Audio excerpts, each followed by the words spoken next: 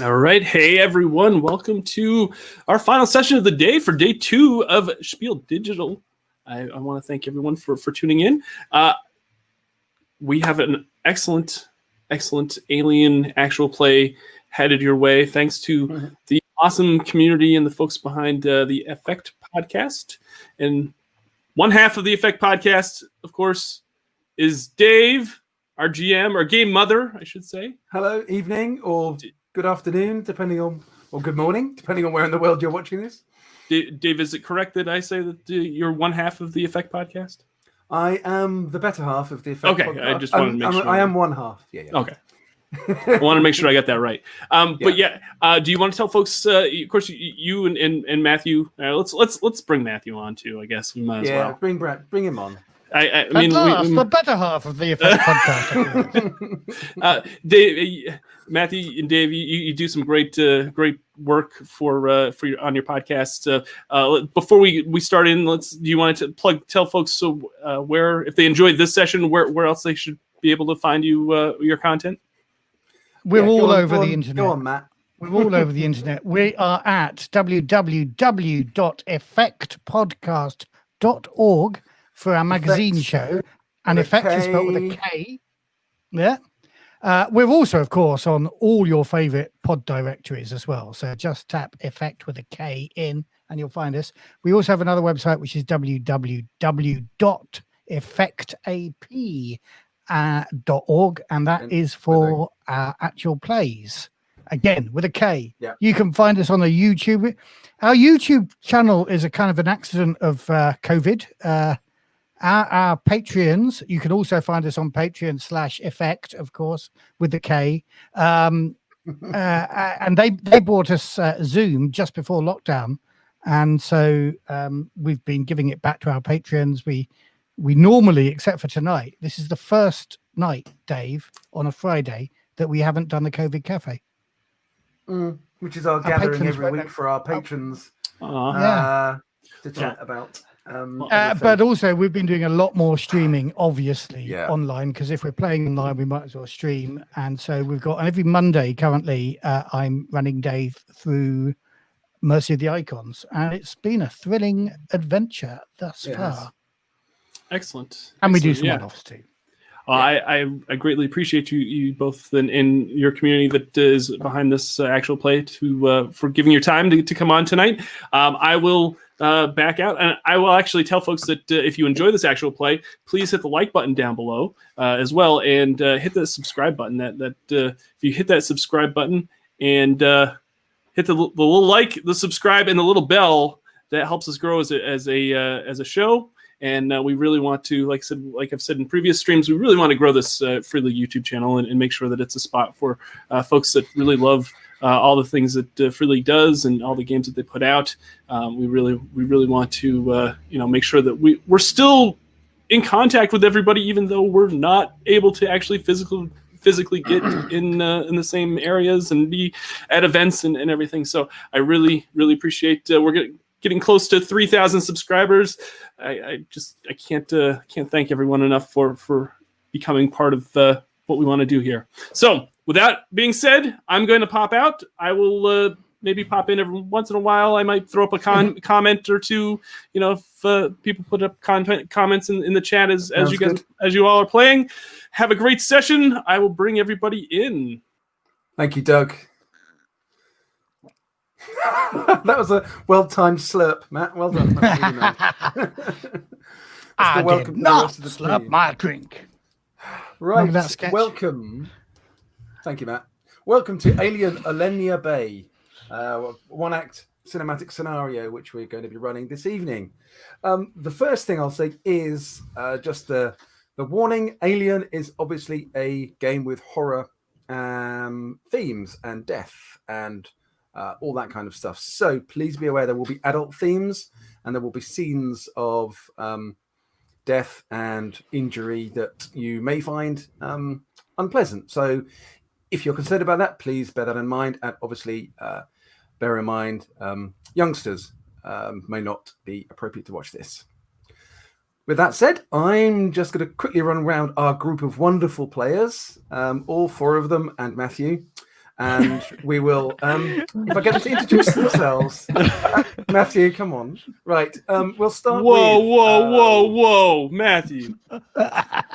That's if I had a red card, that would be a red. At least a yellow card, Matt. He should get another stress point for that. Which those in the UK Start with damage. Or who like soccer will get. If you're an American football fan, I've just thrown a yellow flag for that behaviour for Matthew. That's a penalty. Right. Let's start with Ali and Mushenko. Please introduce yourself. I'm Ali. I was hoping not to go first because I don't know what to say about myself, but I'm Ali. I'm one of Dave's nephews who I play a lot of games with, and I am playing Slaven Mushenko. I am a Siberian commissar of the UPP. I'm a big, proper UPP man, and I believe that the two evils of the world are United Americas and anything that might draw people towards capitalism. Those are the two true evils. Cool, thank you. Agreed. Millie. Hi, my name's Millie. I think on most places on the internet, I'm Millie the GM, so it's always fun to not be the GM. I'm going to be Galina, really rubbish with names, Ivarenka. Is that right? Yeah, perfect, Ivarenka? perfect. Galina Ivarenka. I'm a warrant officer. I was a warrant officer. You still are a warrant officer? I still am a warrant officer. I'm not sure what I'm going to be the warrant officer of, though. And I'm from Moscow, good Moscow stock. And I'm not going to kill it. No, I'm not going to say that. I'm looking forward to this. This is going to be fun. Cool, thank you. Paul, Yuri. I'm Paul Watson. I play role-playing games. Was that briefer than Ali's? You're winning the prize so far, Paul. For brevity. I am playing Uri Tuganov. Or Teganev. I'm a junior engineer, and I was born in the Ukraine, so I'm not very well thought of by these UPP Russian people, which has affected me during my career quite a lot. Brilliant. And I've got a lovely wife and child. Well, not anymore, probably. Unless they wait. Were they on the ship? No. No, they're back at home. They're safe. Lucky you. Okay, Matthew. Hi, I'm Matthew. I'm Dave's co-host on the Effekt podcast, as we've discussed, and also co-writer of Hope's Last Stay, the adventure in the core book. There's a couple of my things. Like Millie's got some stuff as well on the Free League Workshop, and so have I. So that's me in the 21st century. In the 25th or 23rd. This isn't Buck whatever. Rogers, you know. I am Sun Chun Hee, a loyal submariner for the UPP, and I can trace my lineage back to North Korea under the great leader Kim Il-sung. And I am a firm believer that Mushenko is the best of everything that is in the UPP, and the United Americas are the very worst of anything that is in the world. Cool, thank you. And last but not least, Connor. Hi, I'm Connor. I'm from the same town as Dave, and Dave actually was the one who introduced me to Free League games of any variety in terms of role-playing stuff. So I'm playing Famvo Ming. Am I saying that right? Hope so. Yeah, that's pretty close. I am the internal security guard, the marshal. It's both are listed. Or I was aboard the lovely ship we had. I'm not sure where that puts me now. I'm Vietnamese, and obviously have a great grudge against the former USA and now the United Americas, because the UPP's a million times better. How could it not be? I will protect the crew, or what's left of it now. Okay, brilliant. Thank you. So, what is the story, Mother? You knew it was a risky job, crewing the prospecting vessel UMV Tunguska on the turbulent seas of LV 917, a planet in the far reach of the American arm, but not far from the Union of Progressive Peoples territory and close enough to be contested. The UPP needs the oil you've been prospecting in this deep and deadly ocean, and the oil that is drilled up by the deep-range oil platforms. You know these waters, you've sailed them before, but even you didn't expect to see freak waves the size of those coming for your ship. No one saw the danger until it was too late. You were the lucky six, for there is another person with you. You got to a lifeboat as Tunguska's distress flares fired, a red fireworks show glowing in the sky. The Mayday call was probably the last order the captain ever gave. You were the first away as wave after wave struck the Tunguska. You watched her roll, capsize, and sink all in one smooth, slow-motion movement. No other lifeboats launched. She went down with all hands except yours. You launched the Mayday buoy, but the UPP's poor maintenance regime had left your comms system broken, the boat taking on water and a nasty coughing splutter coming from your engine. You knew your position wasn't far from an old and abandoned drilling rig, the deep-range platform Olenya Bay. Not unlike drilling rigs you've worked on before, Olenya Bay would be a safer place to wait for rescue than your lifeboat, despite the fact you'd heard it was abandoned for being structurally unsound. But it's still there, a year later, an island of hope in the desolation of the deep ocean range.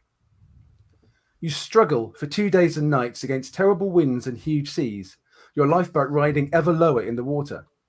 Then finally you see it on the horizon, the dark silhouette of Olenya Bay against the orange twilight, your salvation such as it is.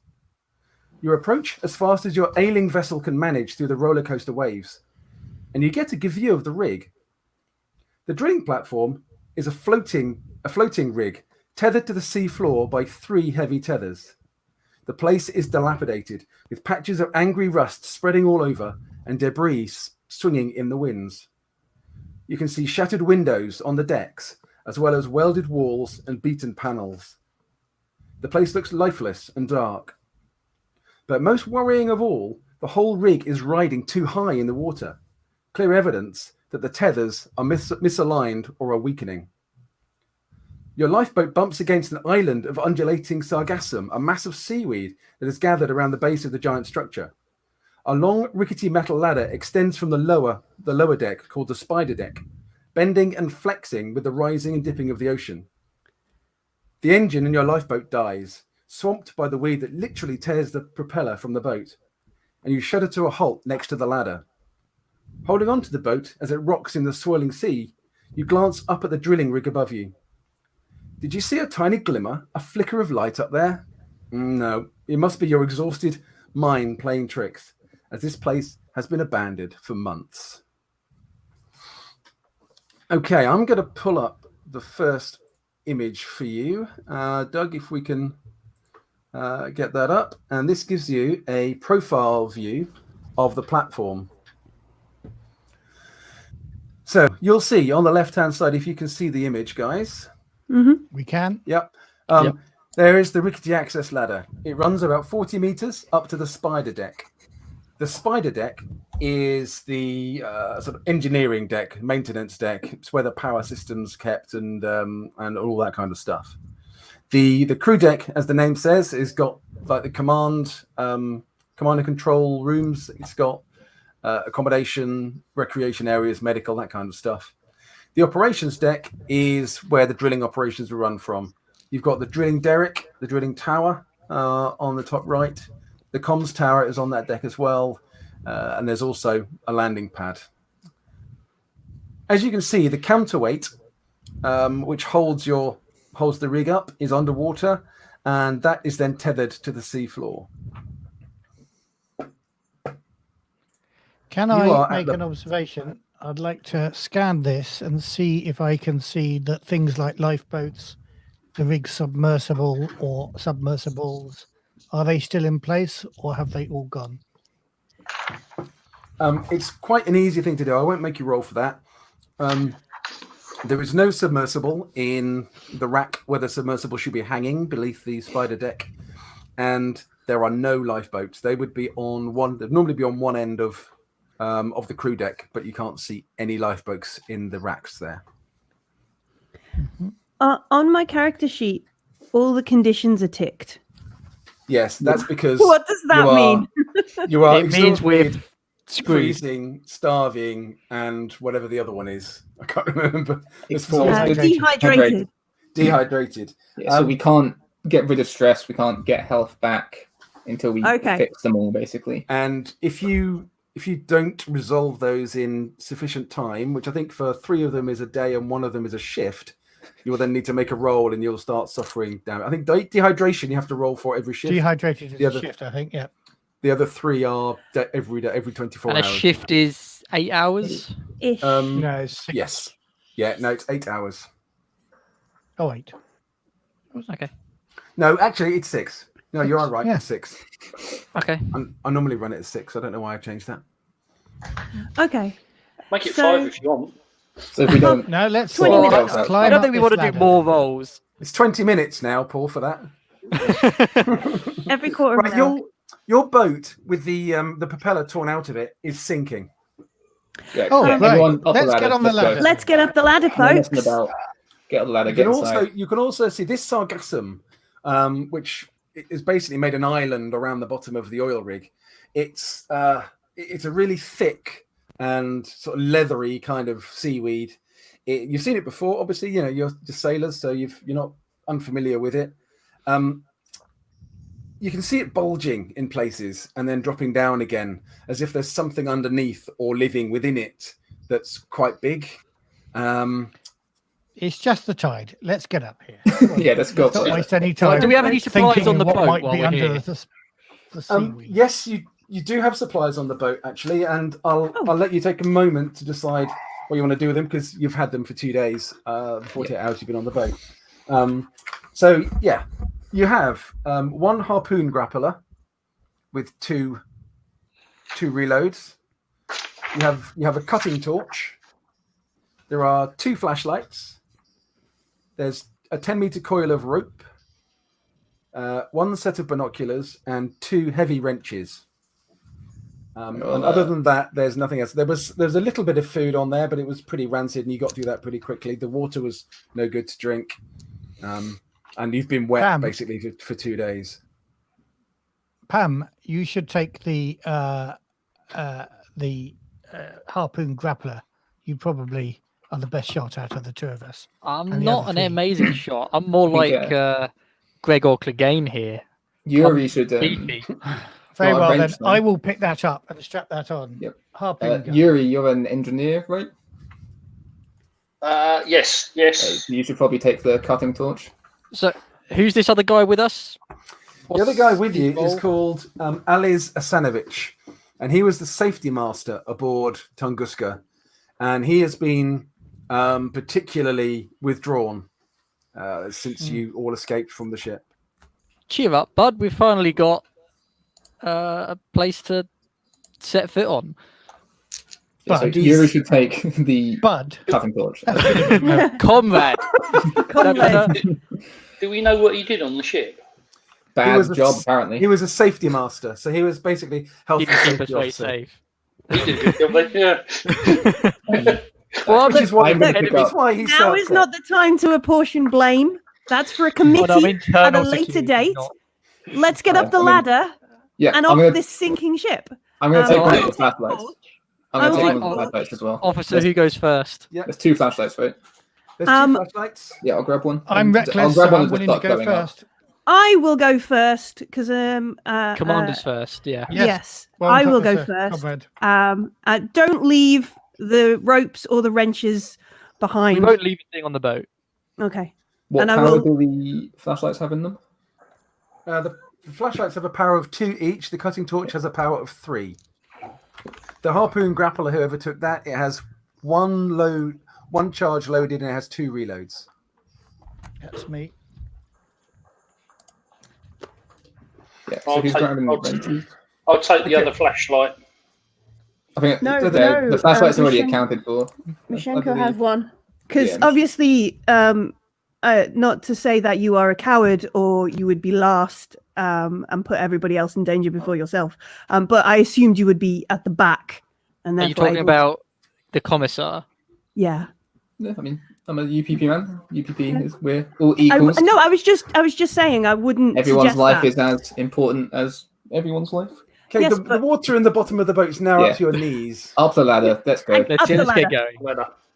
Okay, Ivarenko, are you going first, did you say? Yes, I am. So there is a lot of wind here. There is quite a big swell. It's probably a 3 or 4 meter swell in the water. And every time you do that, the end of the ladder goes into the water and it gets stuck in the seaweed and it gets pulled backwards and forwards. And you can see it being twisted sideways, a bit like, like DNA is all twisted. And this thing is really rusted. To grab hold of it and make your way up, I need a mobility roll, please. Sure. You all should have one. Would it help if somebody held the base of the ladder and kept it steady? No, because we're on a wobbly boat as well. No, you'll be someone fighting get into the water and hold the boat steady. We're volunteered. Well, I get no successes, which means I'm immediately going to push the roll. Yeah, okay. Well, you don't have to. No, but I'd like you not to die in the first 21 minutes of the broadcast. So yeah, Millie, did you roll your stress dice with that? Remember, you've got I did, an extra yes. dice. Yeah. Okay. So I've got an agility of 3, a mobility of 1, and a stress of 1. So I rolled 5 dice. None of them were successful, and none of them. An extra stress, so you get to roll 6 dice. Hooray! I get a success. Okay, you grab for it, and just as you do, the sea buffets you, and you almost miss it completely and land on the in the seaweed. But you grab it, swing around, and you can start climbing up. Who's second? I'll go next. Again, mobility roll, please, Mishenko. Okay, so I am also going to push. Useless. As I have also not got any successes. And then I'm also going to get 2 successes when I push. Okay, yeah. Again, as the boat, as you're about to get on it, gets hit by something big from underneath, and the bottom of the hull splinters up, and these sort of tentacly things like flip through and then fall back out again. But it shocks the boat enough. You manage to grab onto it, and you're climbing up behind Ivarenko. Good luck, everybody. Who's third? I will climb out. Okay, make your mobility roll. Mobility. I am pretty terrible at that. Oh, well, we'll see. That's nothing. So sure, I too, I guess, am pushing. What a good start we're looking for. Got to get the tension up a little bit. Haven't we? I got 3 successes. Okay, yeah, it looks like again you're about to fall in the water, but you do such a leap that actually you can reach behind and give somebody a dice of help as they're coming up behind you. Who's next? Do I have to help someone who's behind me? They're no, not really, because they're already going. Okay. They don't really need any Fine, help. I guess I'll help someone. Whoever's next. I will come up with you. Okay, so Son, you take. Probably won't need your help, however. Okay, I won't give it then. All right, you can roll without the extra dice. Okay, you lose that bonus then for anybody else. So because this ladder is quite thin, this isn't like a stairwell or anything. Mishenko, is Mishenko still with me on the boat? No, Mishenko is up the ladder. Up the ladder. Okay then. Who's with me on the boat then? Yuri and Sanovich. Oh yeah. Right, 7 dice rolled. No actual. Maybe you wanted to take that hand of help. Maybe. Yeah. I offered you a hand, and you were like, "I don't need your hand," so I took it away. You know. Hubris affects UPP just as much as it affects UA or anybody else. You know. That is a lie. It's a filthy anti-UPP lie. I succeed, and I don't get any stress. Okay, yeah, you're heading up as well. Asanovich has kind of come out of his kind of like withdrawn trance because there's suddenly this danger and he can do something helpful, and he's trying to hold on to the ladder and go up, trying to get everybody up before him. So he's waving you through, Yuri. Right. We've got 3 agility, 2 mobility, and 1 stress. So that's 6 dice, and I roll 2 successes. Okay. Someone did it. Yeah. Someone Right, yeah, actually did it first try. I have to find some other way of getting. And it was the Ukrainian. Right, yeah. So You're on this ladder. Asanovic comes up behind you as well. As you're doing that, these creatures that were under the boat kind of reach up and almost kind of tear it apart from inside. And you, glancing down, you recognize them. They're beasts on this planet that are kind of ubiquitous both in the sea and on land, and they're called scorpionids. And they're like giant sea scorpions, very dangerous things. This ladder is really rickety. It creaks and it rattles as you're sort of all climbing up out of rhythm. So it's kind of shaking as you go up, along with obviously the wind and the rain that's coming up off the sea. But you do manage to get yourself up to the ocean access level, and pull yourself through the hatch and fall on the floor. And you are breathing heavily, but you've made it onto the spider deck. Doug, if you could put up the safety officer, including the safety officer. If you could put up the screen, Doug, and if people let me know when you can see it. Yeah. see it. Yep. Yeah. You can see the cross section. Okay. Now I can see the spider deck. So you guys are reasonably familiar with these kind of places. You may not have actually worked on them, although some of you might. You've certainly visited them often enough to have a pretty good idea of what the layout is. You have come up through the hatch in the ocean access room on the left-hand side of the map. And you are now lying on the floor, the metal plates of the floor in the ocean access room, drawing your breath. Good job there, Ivarenka, leading the charge, instilling the courage in your underlings. Yes, of course. Nobody likes a proletariat suck up. And with the wind thoroughly taken out of my sails, I will. I think it's a good idea. There's a storage area nearby. We might be able to find something to at least drink, or maybe make us a little warmer. And then we might have better success going up another level to the crew levels. Medical. The level above. If we need something to get ourselves going again, medical might be the place. Yeah, but I think just.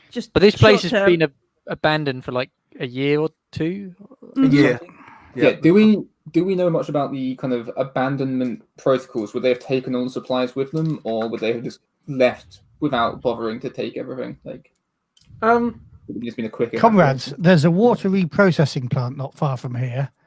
Whether or not they took anything, that will have filtered at least some water before it ran out of power. That's where we should head. Oh, yes. All right, good plan. Let's head over there then. Okay, the doors on this place are kind of heavy metal, almost like submarine doors, but not quite as heavy as that. They either have a round handle to turn to open them, or there's a big lever that you pull across and you can open them. Most of them have got little portholes in them so that you can look through, but none of them are powered. They're all sort of manually opened and closed. Good. We don't need power. We have Comrade Pam. Fam, I think it's pronounced. I think it's hard P with a bit more I think I know how to say my own name, son. Okay then. Fam. You're Southern Korean, aren't you? I will try and open the door. Is the door here? It's quite rusty, but with a big creak, it clanks across, and the door kind of squeaks open quite noisily. This place is in a pretty terrible state. You can see all the grey squared area are like metal gratings, so it's floor, but you can look through it. If you had vertigo, it would be a problem because you can look through and see the raging seas down below. But all of the stuff that is the grey squares is that kind of flooring. Okay. Otherwise, it's kind of metal plating largely. So it make a lot of noise when we're like walking over it. It makes a bit of noise. Yeah. This deck is open to the elements around the side. The dots around the edges are safety railing. But it's only sort of 3 foot high. There's plenty of space to leap off if you wanted to. Okay. Just wanted to run to the edge. If you I've had enough of this. Already. Yeah, so this deck feels very kind of like metallic in like almost like it's been made out of scaffolding, but that's kind of the style, the style for this. You can see through the flooring below you. Above you, the ceilings are no more than 8 feet high. On this, it's quite low and claustrophobic, and it's all quite dark and gloomy. And you can hear the patter of the rain. You can hear the wind whistling through all the little tunnels that the deck creates. The oil rig has obviously got a bit of a sway to it, more than it should have, which is a clear indication that the tethers aren't doing their job as well as they should be. Yeah. So with the lighting, do we need torches on to navigate effectively, or not yet? No. So the sun is still up, although it's twilight. It's a red giant star that LV-917 orbits. So there's an orangey glow around the whole place. So it's quite gloomy, but it's not so dark that you have to use the torch to be able to see anything. Okay. All right. Well, with the door open, let's go and see if Sun is right, and we can get some water and at least stop feeling quite so famished. horrible. Yeah. Let's go and do that. Yeah. And which way were you going again? Sorry. We're going to get water processing. Right. So is that turning left? Yes. Going between the tether maintenance control and the stairwell, and heading to the door on the water reprocessing side, on the inner side. So is the water reprocessing? Is it like reprocessing waste, or is it like desalination of ocean water? At this point, I don't care as long as it's clean. As long as it's drinkable, more drinkable than that we had on the lifeboat. Let's go. Yeah. So would there normally be? Sorry. Would there normally be like lights in this area that would be powered? So do we think that there's something wrong with the power? There's definitely no power on here. Sun makes a good point that power would have been going for a bit, so hopefully the processing thing would have still been going. So could I have a group observation roll, please? So whoever's got the highest observation, please. I've got 4. I get 5. Observation is 4. I got 5 as well, but Millie, go ahead. Does stress count? Because that would make me have 6. No, 7. 7 as well, yeah. You just count your skill, but you do add your stress when you come to make the roll. All right. So yeah, I would have 5. Yeah, same. But you go ahead for this one. All right. Cool. 2, 4, 5, 6, 7. 1 success. Okay.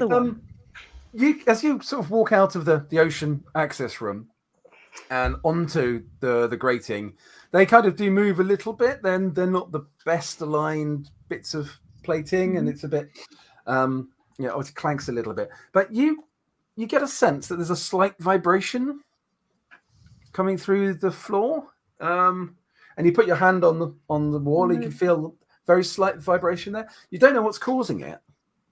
And obviously there is no power on the system. Have you noticed that there is an engine running somewhere? Yeah, and I'll get Sun to put their hand on the. Can you? Is this? Yuvi's the engineer, isn't he? Is it constant or like rhythmic? No, it's constant.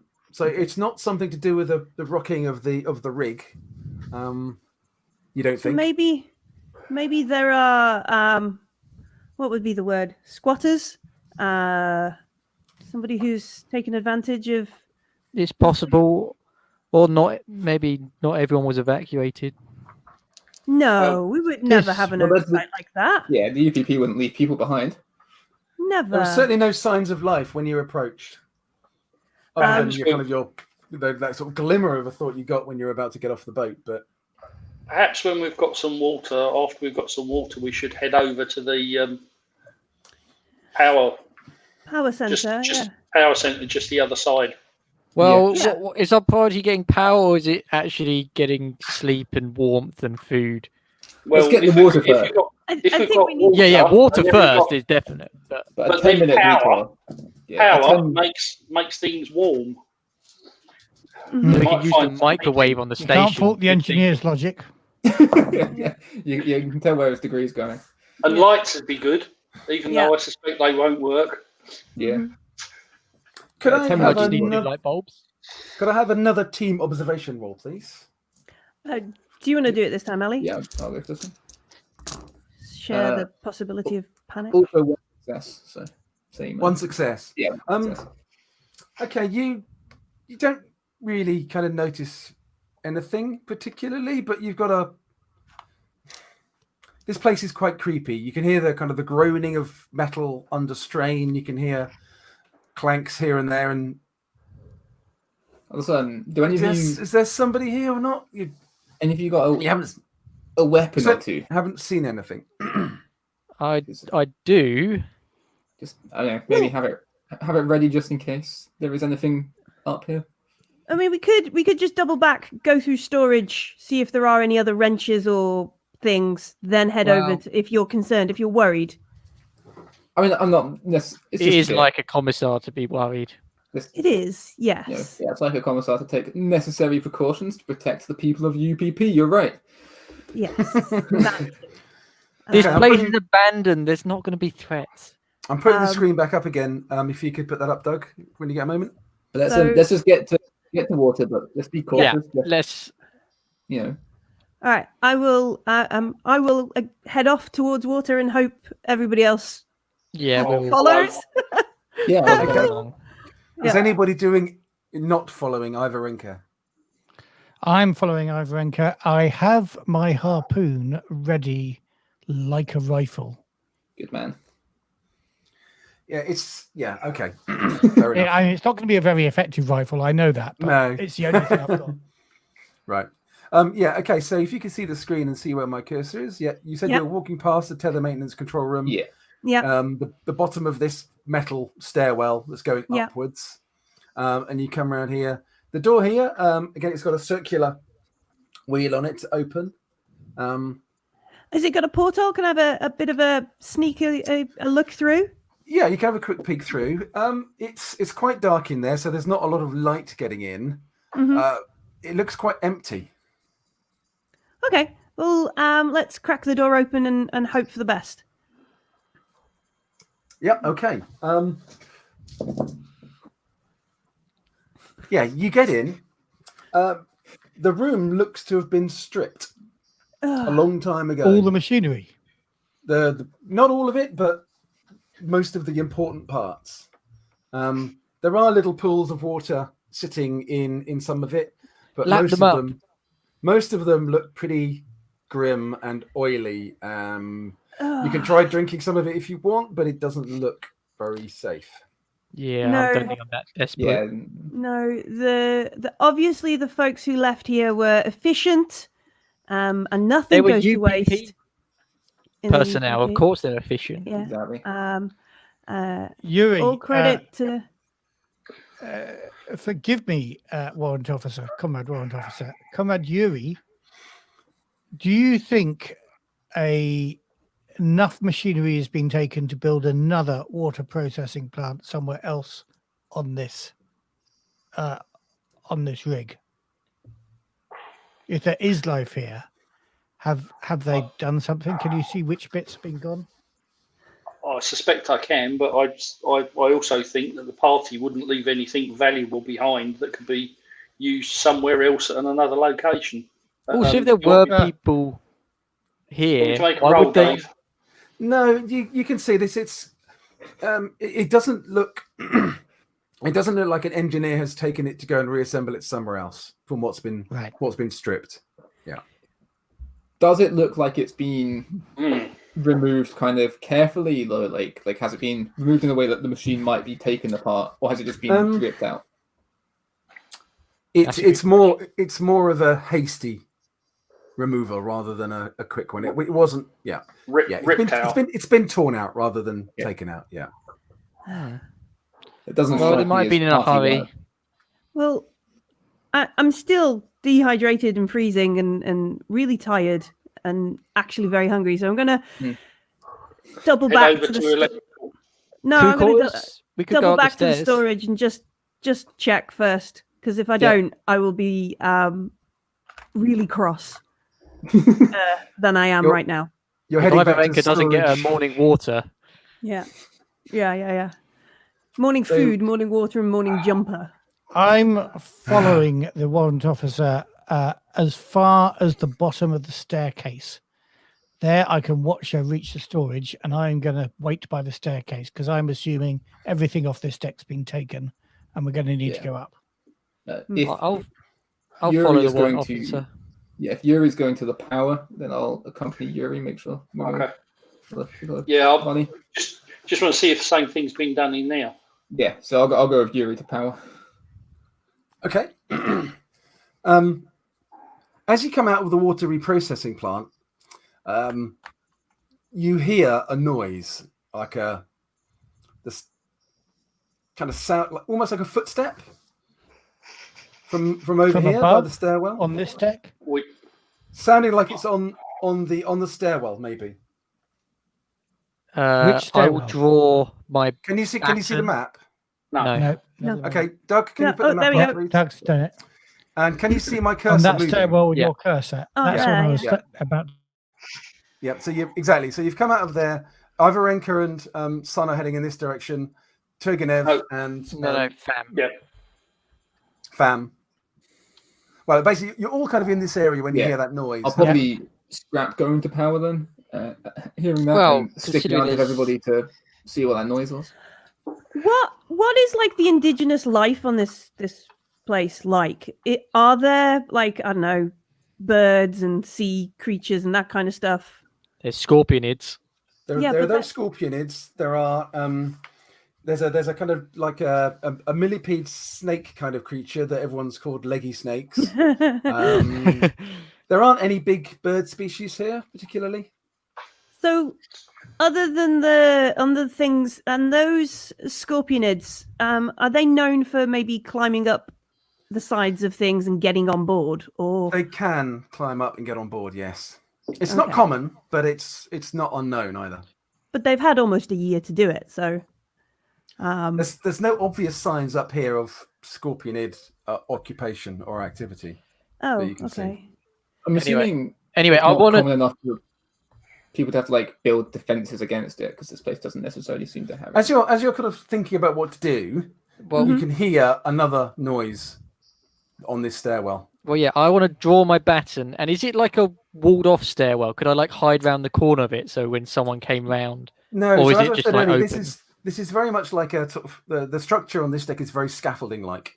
So there's lots of posts and pipes and beams. And you can see through. But we can't see anything on this level of the stairwell. Therefore, the noise must be coming from up above. Well, you can because you see a pair of legs walking down, and around the corner,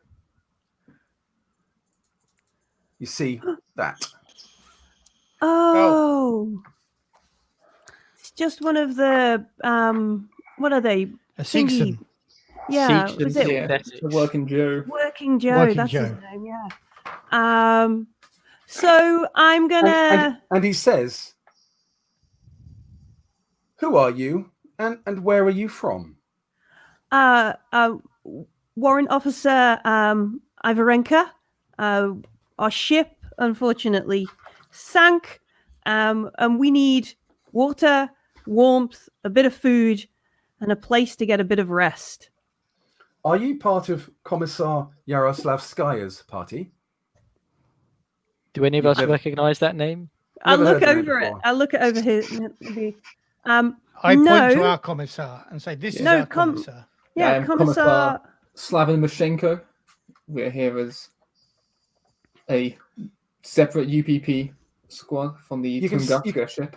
You can see on this Working Joe's sort of uniform, as it were, there's a ID tag on his left breast, and the ID tag, excuse me, has got a reference number on it and a name, and the reference number, when I can find it, is CHK1701, and then under that it's got the word Chelavek. And he says, I am Chelavek. Are there more survivors?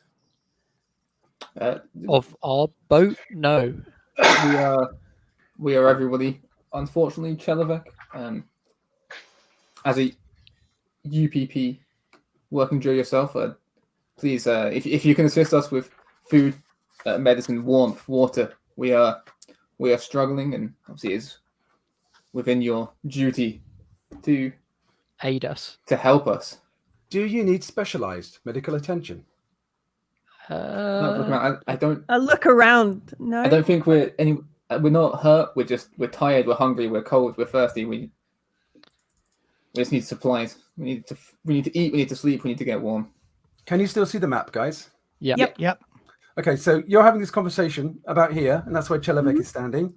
As you're doing that, you can hear another one come down here and stop and stand listening to the conversation, and a third one come along from over here and walk up to the door of the water reprocessing. Chelavek, how many working Joes? How many of you are there on board Olenya Bay? There are 6 units aboard this station. And how long have you been here? We have been here for a year. When was it Would you evacuated? like? Would you like me? If you all follow me, I will take you to the medical bay, and we can get you refreshed and with fresh clothes. Yeah, thank you, Chelavek. And he turns when he said it. He turns and walks and goes back up the stairwell. Even in our darkest hour, GUPP finds ways to provide, and I'll follow him.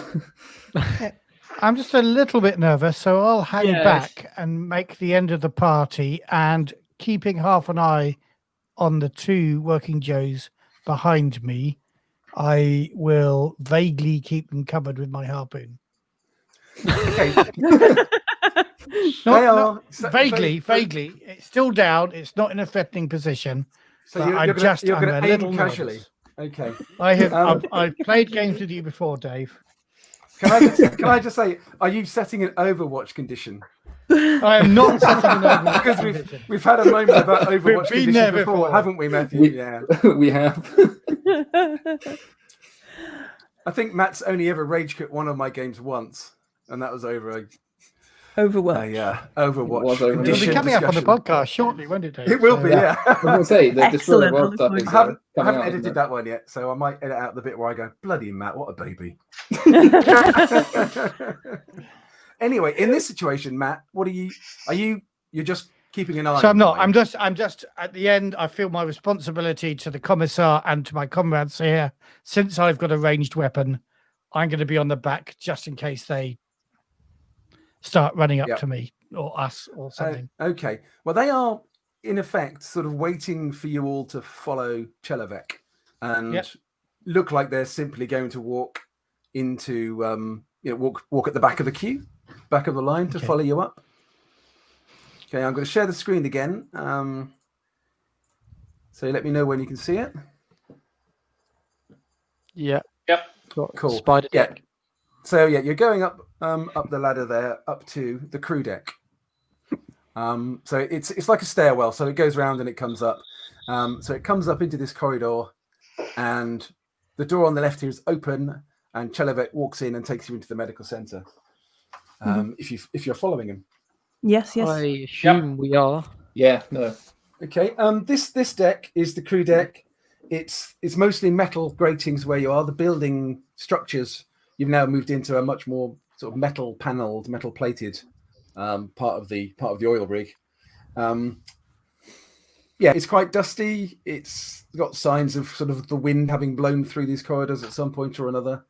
But otherwise looks in relatively good order. And they take you through into the medical center. Now the medical center has got 5 beds. They're sort of metal beds with a very old sort of plastic mattress on them. Just Dave, they're directing us. We've come up the upper staircase on this map, right? Yep. So yeah, your stairwell. Basically, you've gone sort of one way and it's turned on itself and it's come back up here into this corridor here. How well do I know the taking you layout through of this? door. Do I know that this door is going to be the medical center and that down here, the cantina, is where the canteen? I mean, is where I want to be. Would I know that? Are they so standardly built that I'd say they're pretty? Want to go? They're pretty standard, yeah. So, as he's opening door to the medical center, I am going to say, Comrade Warrant Officer told you none of us are injured. We need drink. We need food. Shouldn't we be going this way?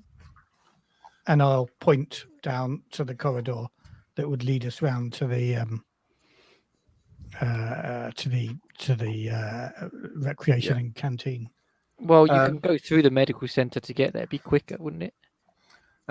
Chalavek turns and stops and stands sort of like, as they all do, very prim and proper, and says, the medical center is the best place for us to care for you whilst you are recuperating from your ordeal.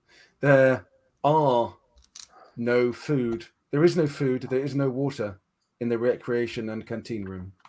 We can bring you some supplies to the medical center where you can rest and sleep.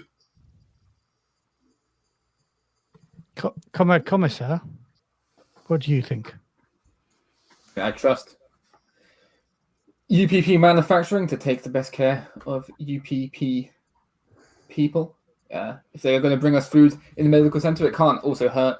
Just, we've been at sea for days. It certainly can't hurt to be checked out for anything that we haven't noticed go awry with ourselves. And again, I mean, they seem like good UPP synthetics. I see no reason to. They can bring us food here. Right. Okay. Comrade Mashenko's told it like it is, as he always does. No arguing with that. Someone in the in the chat has obviously knows that I'm a huge fan of The Thing, and no, there isn't a dead body frozen having cut their wrists in the comsen.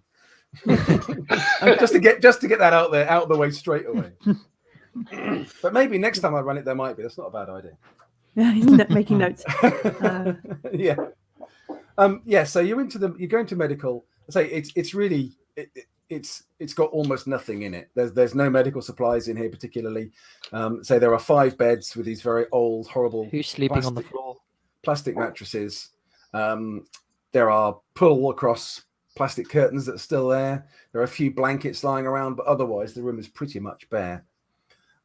Chalavek is standing in the room, sort of indicating for you to take the weight off and get onto the beds and have some rest, whilst one of the other ones has disappeared. Well, there's only 5 beds and there's 6 of us. Well, I'm lying on a bed. Yeah, same. I'm lying on the bed. You guys can work it out. I guess. Asanovic has just slumped in a chair, like a small metal chair in the corner. Oh, okay. Should I help him onto a bed? Because he's the one that needs the rest more than any of us. No. I mean, I know we're all getting on the last bed. Chalavek. I'm sure each according to his needs. I'm voting.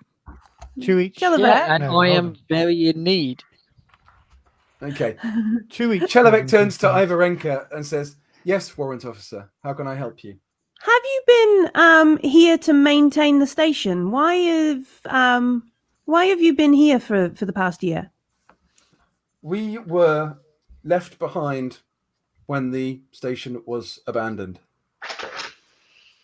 Define left behind. Not given a place on the last transport. Okay. Thank you, Chalavek. So they'll take most of a water purification plant, and yet these automata, which aren't cheap, they've left. Were you given new orders when everybody left Chalavek? Were you given any new directions for what to do? We were given no fresh orders. Okay. Mm-hmm. It's a waste. It is.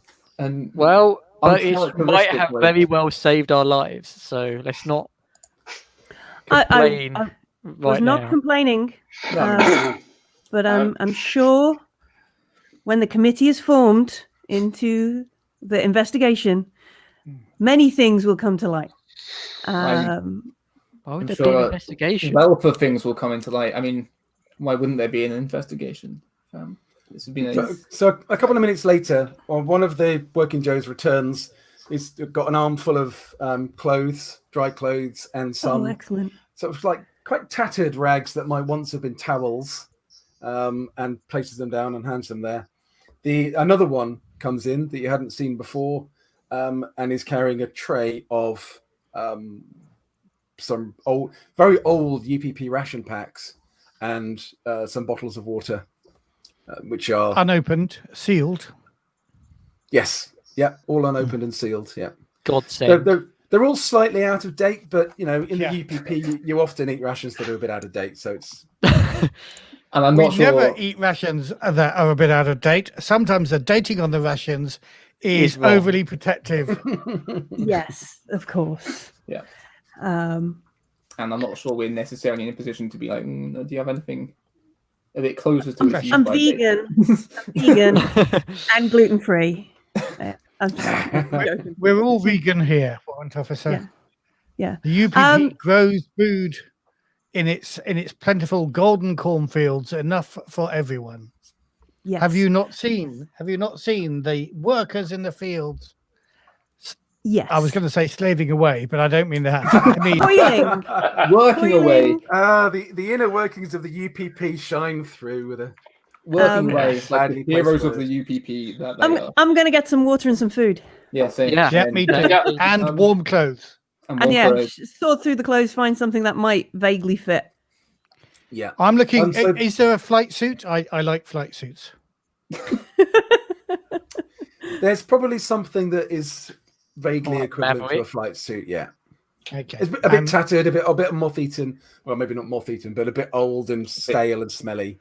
Scorpion eaten. Cool. I'm transferring Android eaten. my iconic item carefully into the best pocket on the new suit. Yep, that's fine. I'm assuming. I think we're all too involved. Do you get to what, Matthew? Do I get to drop a stress point? You can't do stress at the moment. You're starving, dehydrated, exhausted. And I've just eaten and drunk. Yeah, but you haven't slept. You haven't okay, slept no, you're yet. right. Fine. I'm still. And you're still quite cold. You've only just got dry. This place doesn't have any heating, but it's obviously warmer inside here than it is outside in the wet and the rain and the wind. We're used to the cold. Chelovek says, the sun has set, the night is on us. I will leave you to sleep and will return in the morning to see what other needs you may need. Unless you need anything else from me now. I need some facts from you, Chelovek. You and the other working Joes have loyally served the UPP for so long, but I don't know their names. What are the other designations of the other working Joes? I have. You asked for it. Stitch up, brother. No. I know the answer to all that. Get ready for the most boring 1 minute of role playing on Zoom history. So, my comrade androids are SMY 7270. Hope you're writing this down, Matt. He is known as Smirtney. He's not going to repeat this. Then the GRY 1138 Geroy. VDM 0451 Vladimir. IVN 8850 Ivan. KRS 3858 Koroshai. KRS 3858 Koroshai. Yeah, that's what's 6. Is there anything else I can help you with before I let you rest? So just checking, that's 6 names, 6 working Joes. Yes. Yeah. Gotcha. I'd just like to ask Comrade Chelovek, you mentioned you asked if we were from a particular commissar's party when we arrived. What commissar was that again? Commissar Yaroslavskaya. And were you expecting something from Commissar Yaroslavskaya? We believe the Commissar may have been coming to rescue us. Well, hopefully. Did he tell you that he would?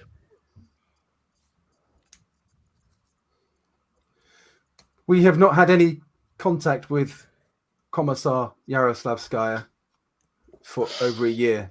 So is he the one who stationed you here initially? Is that why you think he'll come back? Yes. I'll pat Chelovek on the arm and be like, I'm sure the commissar has just been a little bit busy with administration. I don't believe he's forgotten. It's a tough job, or so I've heard. And just pat the android and then find a blanket and go and curl up on a bed. Yeah. That will be all, Comrade Chelovek. Thank you for your assistance. Yep. It's been good night. Sleep well and most needed. Sleep safe. And he turns and walks out. No one who ever tells you to do X safe. He's a nice android, you know. I just want to. Now that the android's gone, guys, like there is something a little weird. They said they've only been stationed here a year, but it was abandoned a year ago. So were they literally just deployed here as everyone was evacuating? Do we know much about the evacuation of this place? Do we know kind of like why it happened? Were we on planet when it did? So did we hear anything about it? You were probably on planet, but the only thing that you ever heard, and I don't think anything was ever officially kind of said about it, there were rumors that it was abandoned because it was structurally unsound. Well, that's clearly, just lie. Nothing a UPP makes is. I mean, we're here right now. You can see that it is structurally. Well, because we haven't had the excellent workers of the UPP keeping it together for the last year. Okay, run over and go to sleep. You've eaten your food. It was pretty grim and pretty horrible, but it's sustenance. Good enough. It's sustenance. The water seemed cool and clean, and you're dry and you're warming up. What kind of container did the water come in? Was it just bottles or? It came in a can. Okay. So can we remove all of our conditions? Take our conditions off. You can when you wake up. Yes. Okay. Well, you can lose all but exhausted. Yeah. Okay. For the moment. So, with night falling, I'm assuming it gets really dark in the med bay as well because there's no lights on or anything. Yeah, it's going to be pretty dark. There are moons around LV917 that will cast a little bit of light down, but it won't be full total pitch dark, but it's going to get pretty bloody dark. Yeah.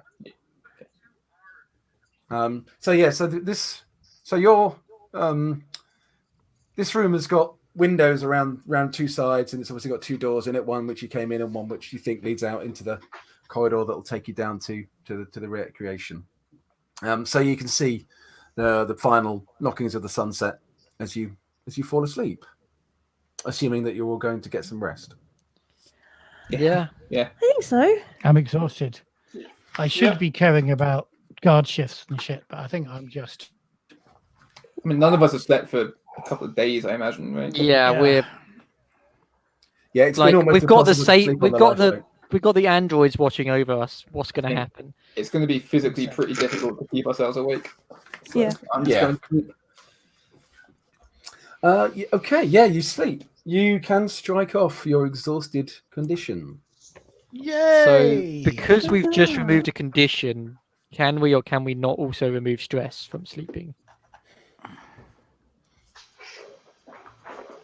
I don't know how it works. No, because I think because you remove the condition when you wake up. And it takes 10 minutes to remove stress. Well, you wake up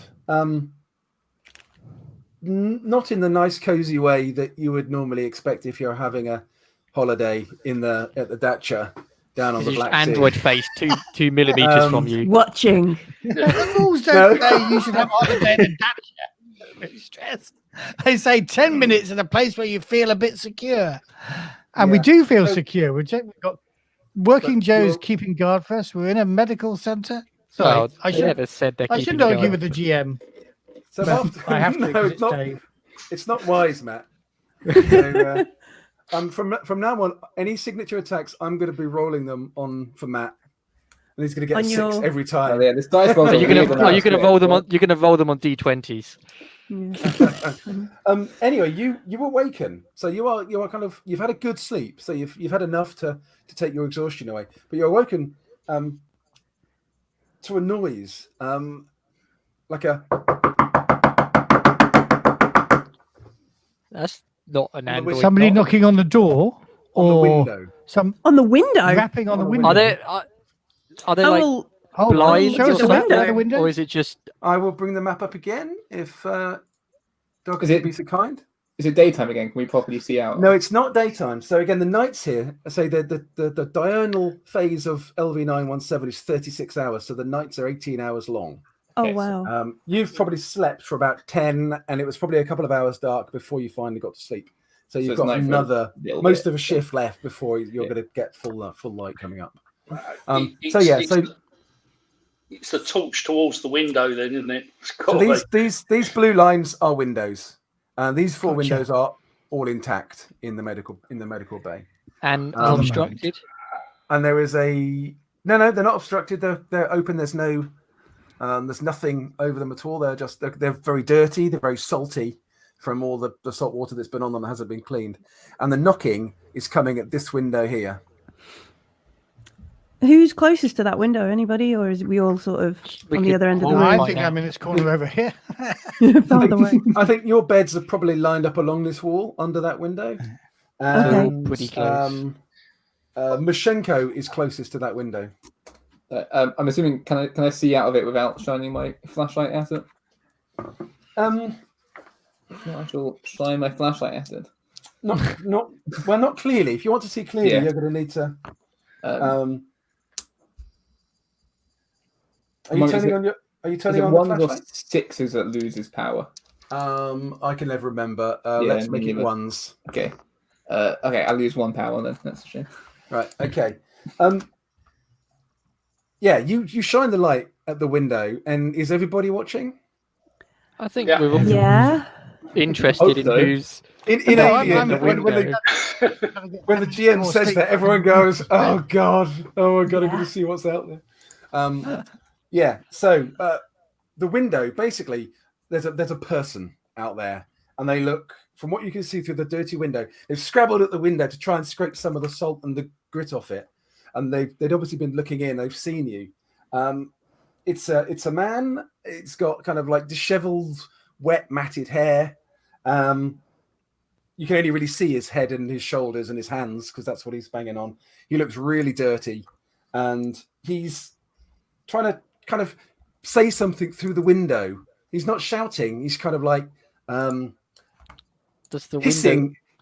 Kind of trying to be loud and quiet at the same time. Does the window open? The window doesn't open. You can hear a little bit of what he's saying.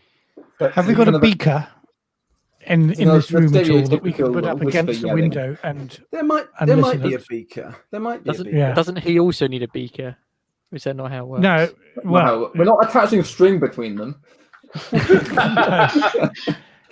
Just to vibrate, to pick up, because him shouting at the window will actually do some vibration. We just need to hear it.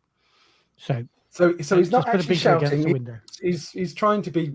Yeah, he's trying to stay quiet. He doesn't want the time. sloppy Joes hearing him. Can you all make a straight wits roll, please? And you can't push. So when you say straight, you mean without stress? Without. You can have stress. Actually, that makes sense. Okay. But there's no skill to go with it because there isn't a relevant skill for this. I'm freaked out a bit.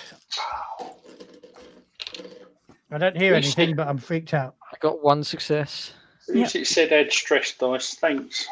I've just Have you rolled your panic then, Matthew? My panic is. I was waiting until you asked me for it. That's 3 + 2, 5. Okay. Oh, Yeah, this is all what really happened? quite freaky. You have nerves of steel, I think, don't you, son? Yeah, I do. Yeah. So that'll Okay, make it 3, so 3. actually. So you're still a bit you're still a bit frightened, still a bit shaky, but you're holding it together. This is all quite weird. Obviously this is quite strange. How many successes did we get? What's the maximum number? I got 1. Did everybody get 1? Okay, the reason I made you make that roll is this guy is shouting in a language you don't understand. But you think, from what you think it's probably English. All you can work out from what he's saying is he seems to be saying that the working Joes are faulty or broken. Maybe they're just not nice to him because he's not a UPP citizen. Well, obviously, he's the enemy, so they're not we're exactly really going about to be. what? I mean, we're not at United war, American are man. we? We're just sort of rivals. But No, you're not at war, but there is. It's quite a warm Cold War, I guess, is the best way of putting it. They are the enemy, fam. Did you not hear of our great victory and destroyer of worlds? No, I don't think anybody's heard of We that. destroyed Fort Nebraska. Anything UA or that could even vaguely sway anyone against UPP is the enemy, fam. You should know that. Doesn't matter if we're at war or not. As you're looking at him, he's there he's getting really frustrated because you're not really understanding what he's trying to tell you. And he then looks to the side and gets basically swept up by this working Joe who's come down the catwalk outside the medical bay, and it's basically just picked him up and stomps him down the catwalk. If we bring up the map again, just briefly. So where's he getting taken? If you can see. Yep. Yeah. So he was at this window. He looks to the right as you're looking at it, to his left. This working Joe grabs him and stomps down here. You can hear the metal gratings. Clang, clang, So clang. can we follow them Can we round? follow him through each window? You can see him going past that window. You can see him going past these windows here. And then he keeps clanging, but it gets quieter as he's working further away. As he's doing While I'm here, can I just try this door? The guy's screaming. Is not screaming. He's shouting, kind of like hysterically. But in English. In English, yeah, in the same language that you were struggling to understand. What we presume to be English. Yeah. Yeah, you think? I mean, it's English, or it's a language that's very similar to English. In the same way that us English speakers who can't speak Russian would have a pretty good idea it's Russian or an Eastern European language. Mm-hmm. I'd like to go over to the door at the bottom of the medical centre and try and open it. This one, it won't open. That's funny. I will go and try the other door. Who'd have thought?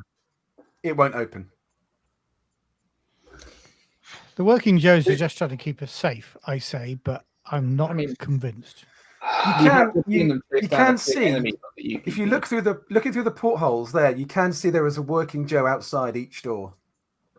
Can we see their name tags? Can we see their ID? Yeah.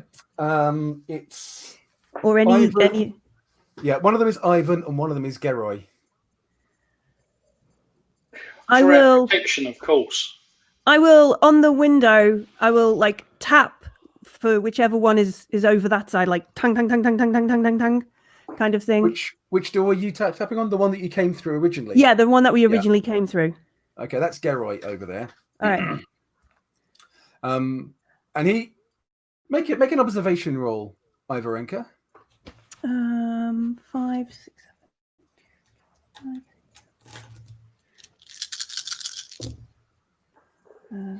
1 success. Unusually, in your experience of working Joes, you've never seen this before.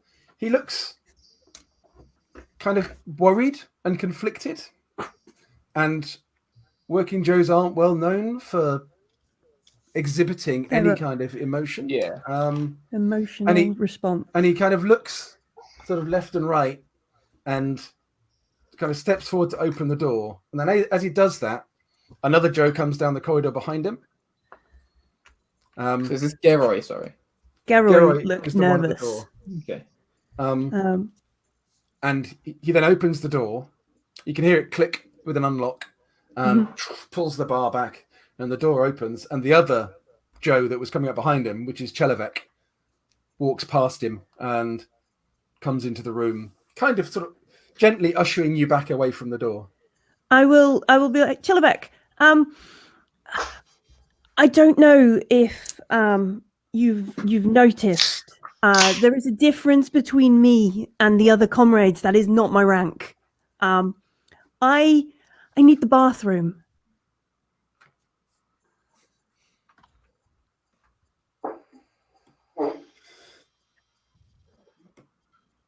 I can give you access to a bathroom, warrant officer. Thank you. That would be lovely.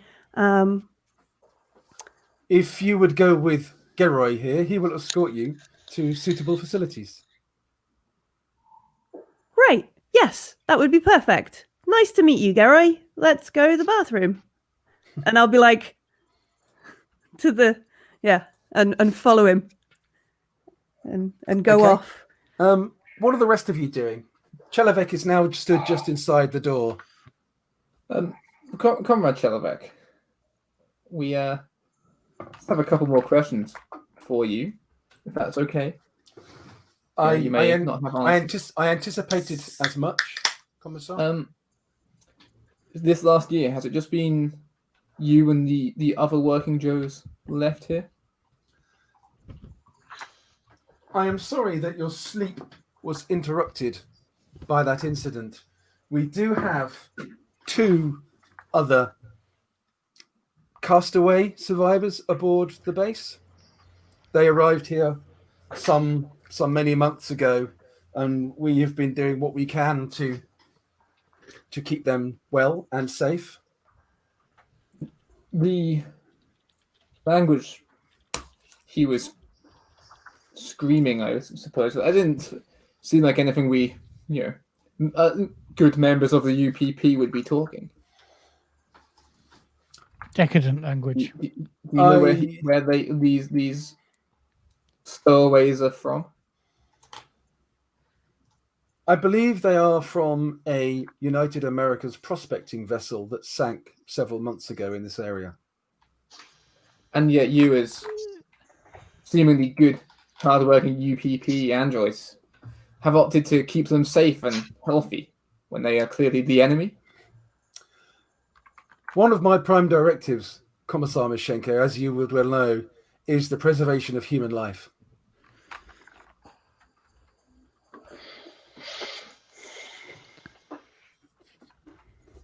I mean, they are understandably mentally traumatized by their experiences and their time here. There is not much food. There is plenty of water because it rains all the time. And they have become mentally unstable. And how long have they been here? They have been here for 6 months. How many of them are there? There are 2. They currently exist on the operations deck where they have chosen to live. We do what we can to keep them safe, but we otherwise take little interest in their daily activities. Unless, of course, they are going to an area we have sealed because it is dangerous or contaminated. I was to offer you the same advice, that you are free to move about the rig, but I would strongly advise that you leave any sealed areas well away because they are dangerous, and you do not approach the United Americas survivors because they are mentally unstable and might prove to be a danger to you. What contamination? Well, they are American. That's pretty much the definition of mentally unstable. They are a danger to us. Capitalism. It's a mental disease, definitely. Okay, let's flop to flop. Is that the right word? Let's turn to Ivarenka. Let's cut to Ivarenka. So Millie, Geroy walks you. Can you see the screen? I can't see a map. No, but Okay, Doug, map, please. Yeah, there you go. Yep. Yep. Okay. Yep. He walks you along this corridor here, past the door to this storage area. Again, it's a standard door with a porthole in it. Walks you down to the end here, walks you along, and then takes you along this corridor here. Okay. Can I have an observation roll for you when you're doing that little journey? On the little trip, 1, 2, 3, 4, 5, 6, 7. I'm just showing this to one of our viewers. Yeah. I've got 1 success and 1 panic. Okay. Which is a 3. Okay. This is quite unnerving because it's really dark here. There's not much in the way of light. You can see the little glow from Geroy's eyes. I guess they've got a little glow to them. And he probably has a little torch that he's taken out, but its batteries are really low. So it's really quite glooming, and there are shadows that leap out at you. You can hear noises. I mean, the whole place has got the constant groan of metal grinding against metal, and the wind is howling. It's very, very spooky. But you do, with that 1 success, you do notice 2 things. Firstly, you notice that the door here at the science station appears to have been reinforced. It's got some sort of metal plates and stuff across it. And then looking down the corridor here, you know from your time on bases like this before that this corridor should run to a door that takes you out onto the railing, the walkway outside. There is what appears to be a barricade sealing the entire corridor just to the south of the door to the supervisor rooms. Okay. Again, heavily welded. So you could get into the supervisor rooms, but you couldn't go further. Is that right? Yes, exactly. Yeah. You couldn't get outside that way. You couldn't get. You can't get out. You can't get to that door that way. No. Okay. He leads you through here, and he opens this door to the crew bunk room, and says, "I will await your return here. There are facilities inside the crew bunk room," and he hands you his torch. Okay. He's just got 1 power. Oh, that's kind. Oh, that's very nice of him. I'll think and say, Geroy, does Chelovek, is he your ranking officer? Is he in command of your unit? Your collective? No, he is not. Oh. Do you always listen? Is he the primary issuer of orders?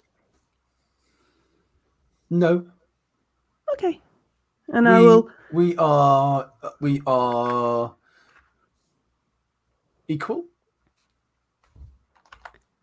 Of course, yes. That's why he told you to bring me to the bathroom. Yes, because you are all equal. Yes. And I'll go to the bathroom. And while I'm in there, I will shut the door. I will open my my pocket or whatever I've put this probably soggy bit of paper in. I'll sit there. Signature item. My signature item. I'll like try some of the text out, like try and quietly mouth the words out to myself, like testing them. Fold it back up and put it away. And I didn't really need the bathroom. I just wanted to make sure. Well, I was going to say it would otherwise be a really a really horror moment because there is no toilet paper. No, I didn't think there would be. Yeah, and once I've had that 5 minutes or whatever it takes to use the bathroom, I will then go back out. I'll not mention the torch to Geroy unless he says it. The torch? Yeah. Unless he asks for it, I will keep it to myself. No, he's not. He makes no attempt to take it back off you. No. Okay. And then I will. Okay. I will the follow him kind back. android. Yeah. Okay, back to everybody else in the medical bay. Yeah, you're there with Chelovek. Did you have? I mean, he mentioned something about contamination or something. I want to ask him what he means by contamination. What's contaminated? Yeah. There was some chemical contamination at the time of the end of Olenya Bay's productive life. That was a partial cause in the choice to abandon the rig. We have sealed those rooms in order to prevent anyone accessing that chemical contaminant, for we don't have the facilities or the ability to neutralize it. Okay. Comrade Selivek, I'd like to go to ComSen. I want to see if I can get any comms out to try and get somebody to come and get us. Sadly, the communications on Olenya Bay are completely broken. We would have fixed them if we could have. Yuri is a fantastic engineer. I don't doubt he's best. I don't doubt your talents, but I'd still like to have a look. Sadly, the ComSen is one of those areas that has been contaminated and is sealed to preserve your health. So it's been contaminated by what again? A chemical contaminant. And you said it was part of the reason this place got evacuated. That is correct. Perhaps then somebody could take me to the equipment stores so I can see what we've got that I might be able to work with. Sadly, there is no equipment left on board that is of any use. Typical. I'm beginning to look relaxed, go back to sit on a bed and look up and just see what I can see in the way of ventilation shafts and other access to this room, just casually. For no particular reason, I'm sure. Yeah, it's just... It's an Alien game, and we're an hour and a half into it, and I haven't said there's been a knocking noise in the ventilation shaft. So I didn't bring them into the game. I'm just pointing that out. There are some ventilation shafts, as you know. They tend to be pretty small, probably too small for a human to get through.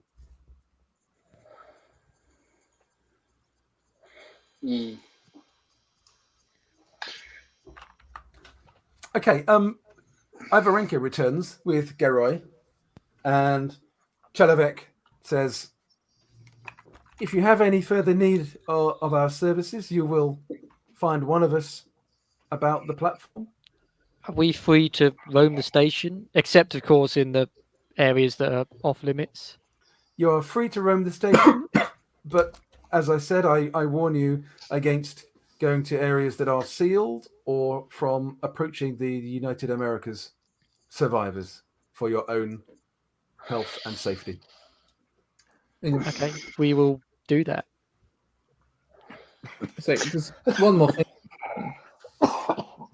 You say obviously they're contaminated. Is there no protective gear or equipment still around? That Yuri here is a very competent, strong UPP engineer trained by the best. I'm sure he could.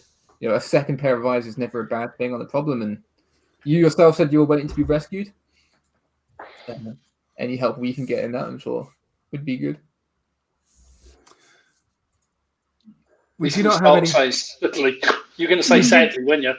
We do not have any protective equipment, and there is no need to enter those areas. So there's no need for protective equipment if you do not enter those areas. The UA guys upstairs, are they over by the? Are they near the comms tower? Have they got are they controlling the whole level or just one part of it? They control nothing. They have been living on the landing pad and in the landing pad maintenance room. Okay. I turn to my comrades and say, look, I want to go up and have a look at the comms tower, see if there's anything reasonable. Yeah. No. Okay. There might be something we can do. Yeah, I think. Anybody want to hold my tool bag? Yeah, do you want somebody to go with you, Yuri, to keep the decadent United Americans away? That would be very welcome, Comrade Sunshine. Yeah, I'll go with Yuri as well. Yeah. Okay, Fam and Ivarenka, are you going with them or what are you doing?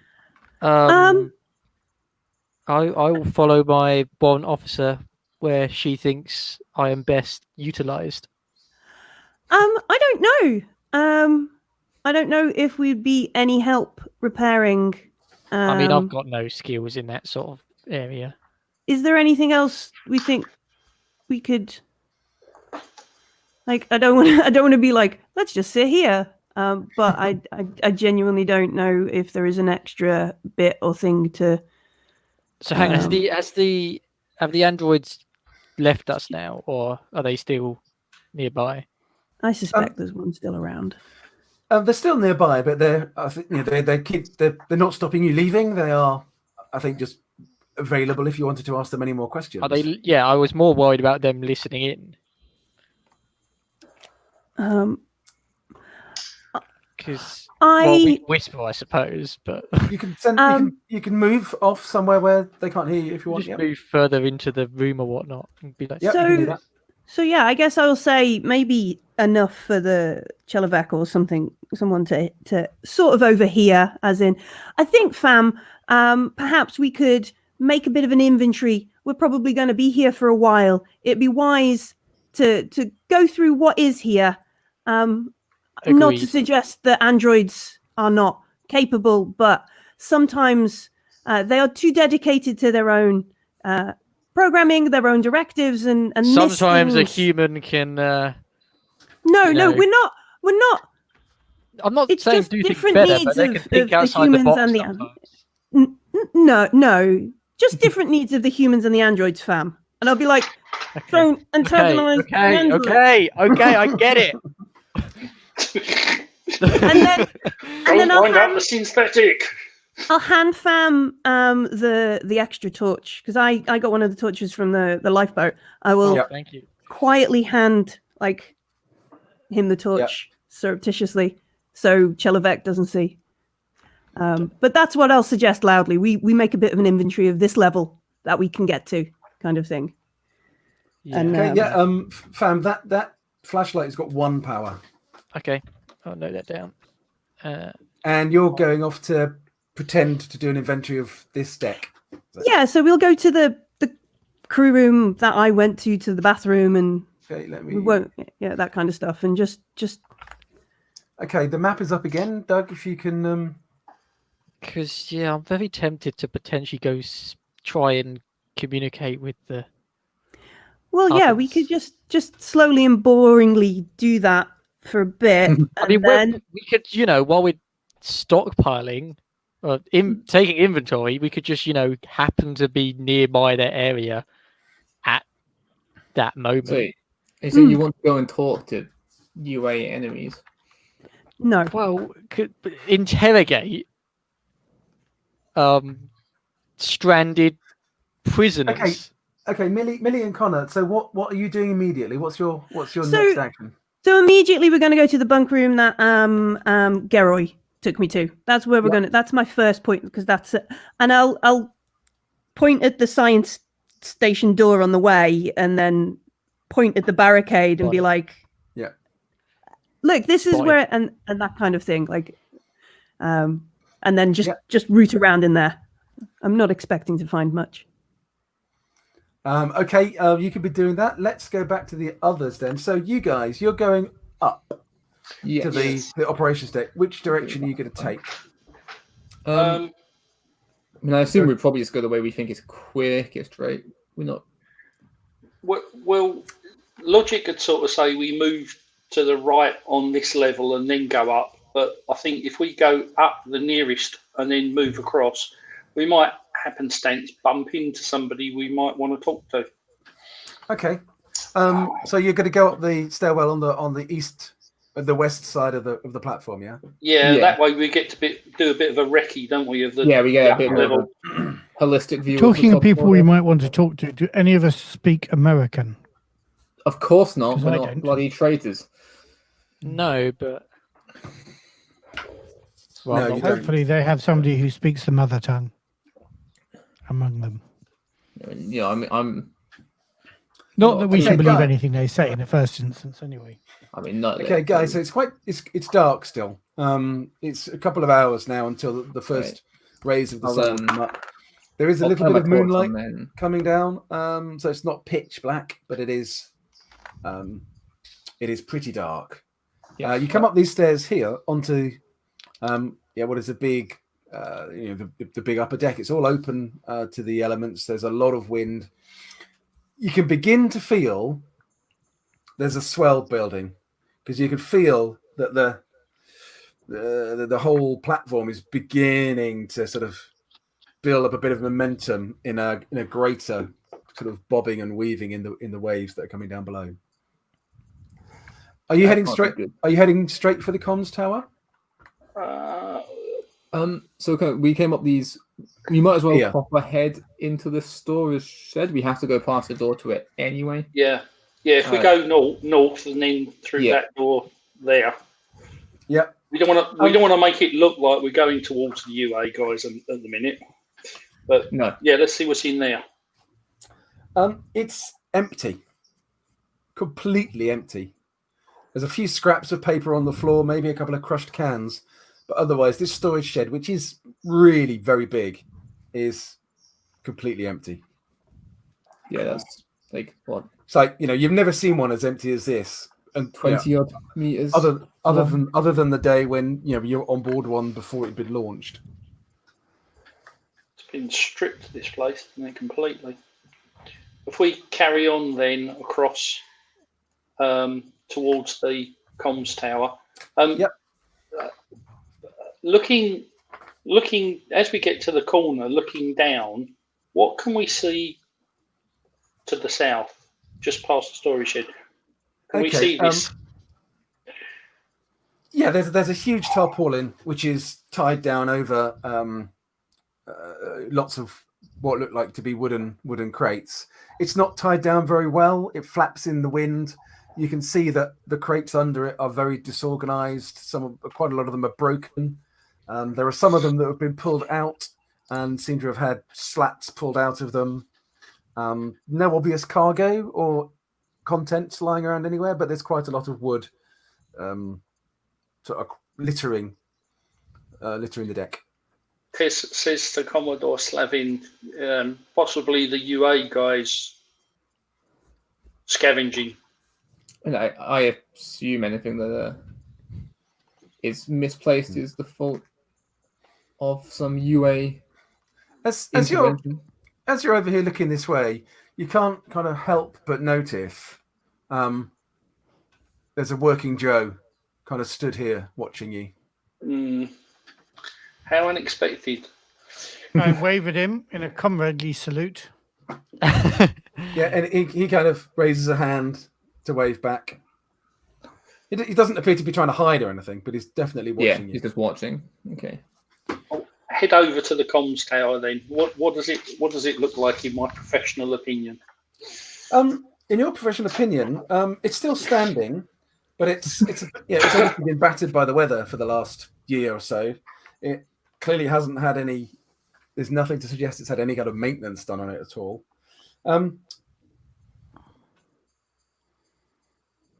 Make a Comtech roll. Comtech. And as you're analysing it, you recognise the others see, and you can hear behind you the clanking of fast footprint coming in your direction. I can offer you a dice help, Yuri. That'd be very good because I just rolled no successes. So I'll roll one more dice then. By fast footsteps, you mean running? No, fast walking. Okay. How keen are we? I'm going to push it. Yeah, I think this is probably quite important, working out if we can communicate. Okay. Take a stress die. Yes, thank you. And I still failed, and I rolled. Okay, roll your panic. I've forgotten how to do that. Shame roll to say. D6, roll 1d6 and add the number of stress dice that you have. No, gone up to 3. 6. You're holding it together, but just the noise of the wind and the rain and the lurching of the platform that is now really beginning to sway, and the sound of these feet clank, clank, clank, clank, clank behind you has clearly thrown your concentration off completely. And you hear a voice behind you saying, "It is unsafe for you to be here. Please step away from the comms tower." Comrade, I'll decide what's unsafe in my professional opinion as an engineer, and it looks perfectly safe to me. Can we see? Especially since I just failed the road. Can we see which android this is? This is Koroshi. Koroshi, okay. Koroshi. And he says, "It is unsafe for you to be here. Please step away from the communications tower." Comrade Koroshi, I appreciate your concern, but have complete trust in the engineering knowledge of Comrade Yuri here, and I'm more than happy to, if he says it's safe for us to be here, stick around. This is a very dangerous Commissar location. is a very wise man, I say. This is a very dangerous location. I need you to move away from the comms tower for your own safety. And it is why is it unsafe? Again, Comrade Yuri, whose surname I do know, but I have forgotten. Yeah, Comrade Turgenev here. Turgenev made it expressly clear that he believes it is safe enough for us to be here. I understand that you may feel safe, but it is not safe. I respectfully ask you to move. Respectfully, Comrade Android, you are designed to living comrades, biological comrades, not to ask them to move. We have the right to overrule you in all decisions, especially the commissar here, who has the right to overrule all our decisions in favour of the interests of the party. I am duty-bound by my programming to preserve your safety and welfare, and being in this location is, in my opinion, against your safety and welfare. What is your opinion? Appreciate your concern and recommendation. As long as Comrade Turgenev is fine with us being here and deems us safe here, then I am more than happy to be here. But your concern is noted and appreciated, and accept that you are just doing your best to keep us safe. It looks very, what's the word? Confused is too strong. It's kind of didn't expect anything other than kind of compliance. Compliance. And it steps back a few steps, and it turns and it walks a few steps away into the sort of the howling wind. It takes what looks like a little radio unit off its belt and speaks into it. You don't hear what he says, and it returns that to his belt, and then he turns to watch you. Koroshi, okay, let's pause that. Pause that there for a moment. Run for a sec, because I just bit in my lip and it is bleeding, so I'm just going to be right back. Cool. We'll move on to somebody else. It's not that exciting. That was a failed stress roll. Okay, back to Ivarenka and Fam. You are, so you've been searching. I'm bringing up the map again. You've been searching the crew bunk room. Well, not too thoroughly, but no. Well, there isn't very much here.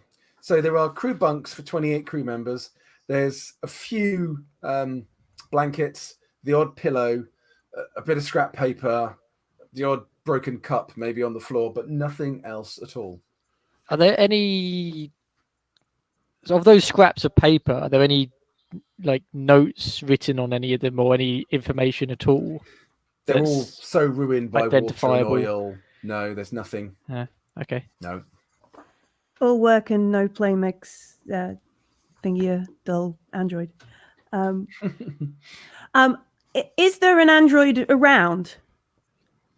Sort of hovering. I'll maybe stick my head out into the corridor and look and see if there is one. Yes, there is. There's one standing down if you can see the map, down to the west side. We By the can't edge see of the the I'll map. just wave it over. Which one is it? Doug, I'll just- can you put the map up, mate, if you're there, please? I'll just be like, when I can see which one it is when it gets closer, I'll be like, excellent. And I'll give it the blankets and the pillow and whatever kind of bits we found in the bunk room, and say, it would be very helpful if you could just take this to the medical center for us. This is Ivan. Yeah. Okay. And he looks a bit confused, actually. And he kind of thinks for a moment. Make a manipulation roll, please, Ivarenka. Manipulation or command? It can be either, which you can choose. Whichever you command. prefer. I will command him when he looks a little bit thinking for a moment. I'll be like, it would be very helpful if you would comply and take these to the medical center for me, comrade. And Okay, and yeah, make your command roll then, Millie. 1, Sorry about that. 2, 3, 4.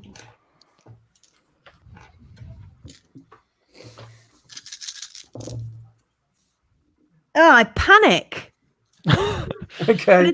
But it's only a 3. Did you get any successes? No, and I can't push it because I panicked. No. Okay, he's kind of looking in your eyes, and as you're sort of giving him the order, he's like, the look in his eyes seems to harden, and that gives you a right chill down your entire spine. And it says, "I will do that for you later, warrant officer." Thank you, and I'll just put the pillows on the floor. Like, he's going to do it later, so I'll put them there for him to do it later, kind of thing. Like, and then I'll maybe call to Fam and say, Fam, yeah, we should maybe check there's a bunk opposite us or a room opposite. We should check in here next, and just be very obvious about, like, we're going here. We're not sneaking around, honest. And just do that.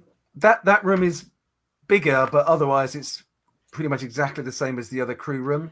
Very similar state. Just so you're aware, there's nothing.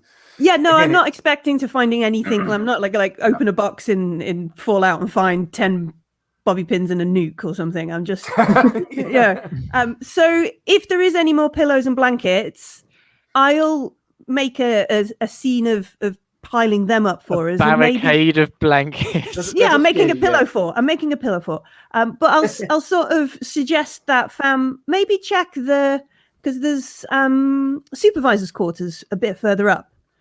So I'll go while I'm piling these up for Ivan. Could you go and check? I'll go have a look. Sure. So you're sending Fam where? There's a supervisor's quarters or something a little bit further up, isn't it? Yeah. But I'm trying to kind of distract the Ivan by being like, I'm going to pack these here and just be very sort of so Dave, would the supervisor's quarters, would that be where they live or where they work? Normally it would be where they would live. I mean, there is a room there that they may well do some work from, but most of the running of the oil rig would be managed from the Comsen, and then the running of the drilling operations will be managed from the operations center on the upper deck. So I'm going to put the map back up again. Let me know when you can see it, folks. Yeah. Okay.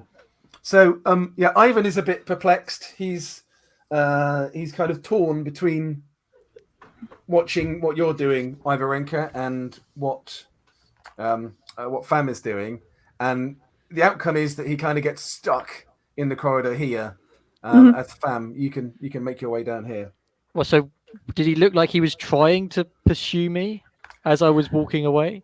It looks like he's trying to make up his mind who we ought to be watching.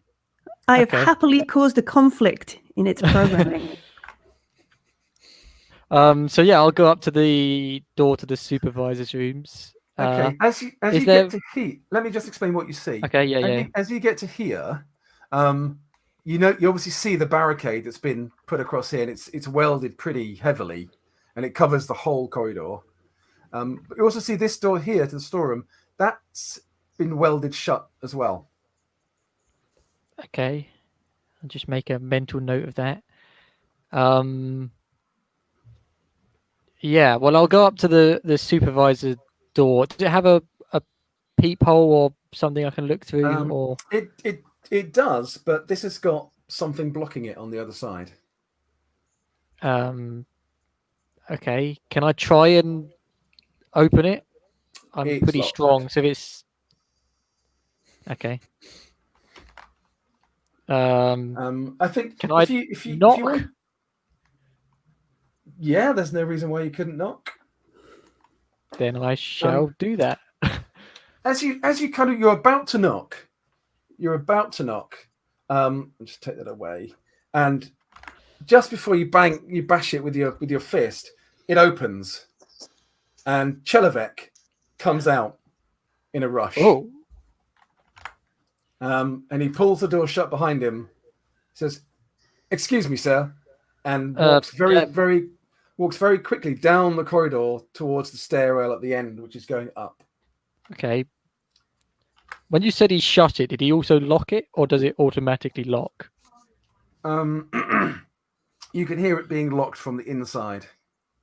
Ah. Okay. Make an observation roll. You did get a moment where the door was open to glance in. Yeah, the observation is not my forte, but I will give it a go. I believe in you. I got one success. Okay, with that one success, you just get a glimpse of the inside of this room, and it is actually a terrible, terrible mess. It's not. There's a lot of stuff in there. There's a couple of working Joes in there that you can see. No idea which ones they are. There are wires, cables, pipes, equipment strewn all over the place. There's something there seems to be a cable that they've got plugged into something that is hanging out of the window. And there's definitely something in there that's blinking with light. So like a power indicator, and then the window shut. Is the window on like the far east? Because there's which windows? Because I will bring the map. I will bring the map up again. Yeah, I think there is probably only one window you can see from here. Yeah, I think. So if you can see the map. Yeah. So basically, this big room here is the kind of like the supervisor communal room. This is where all the stuff is. This window here has got a cable of something going out through it. They've obviously made a gap in it or cut a hole in it or something. The cable is going out through that window. All right. Can I backtrack and go out onto that catwalk bit just above me? What, here? Yes. You can do that. Yeah, that door is unlocked. You can open that and go out. As you go out onto here, you do see that there is a cable, well, a number of cables kind of tied together that are tied up to the railing here, go all the way along the railing, along here, and then go in through this window to the comm center. And this window is completely gone. It's completely smashed and shattered. Okay. And I'm going to pause you at that moment. Back up on the roof. Koroshi had made some kind of use of that communicator that he seems to have on his belt and is turned and watching you. What are you doing? Koroshi, Chelovek told us there was no communication across the rig. Nothing worked. And yet I've just seen you use a communicator. This is a short-range radio communicator. Its ranges as well. Its range is 500 meters. Well, Chelovek said there was no communication from this station or within the station, and yet you have communication within the station. And I do not think that it is in Working Joe's programming to dissemble or to mislead on such a matter. And additionally, just how are you powering that device you have there, Comrade? Name? Koroshi. Comrade Koroshi. I am given the device by Chelavek when I need it. I'm going to share this. I'm going to share the screen again, guys. Doug, Who did you just there, please? Who did you just contact on it? Sorry. Can you see the map, guys? Yes. Mm-hmm. Okay.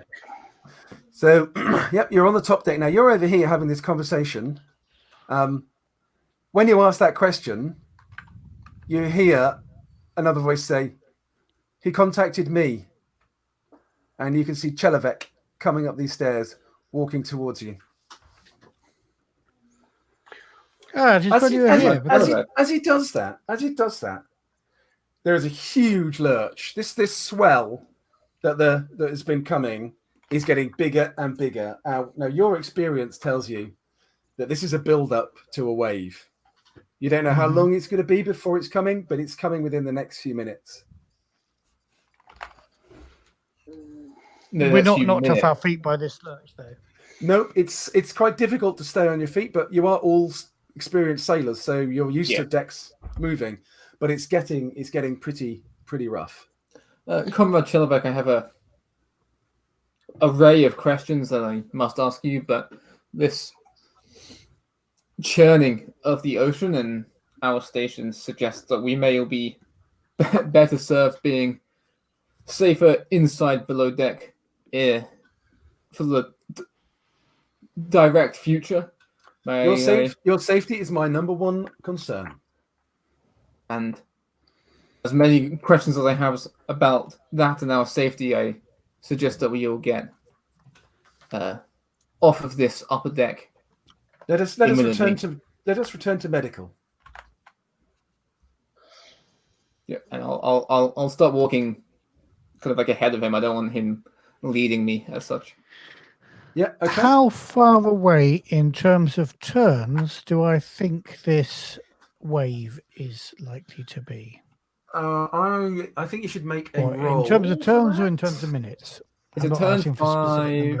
A turn is 5 minutes. I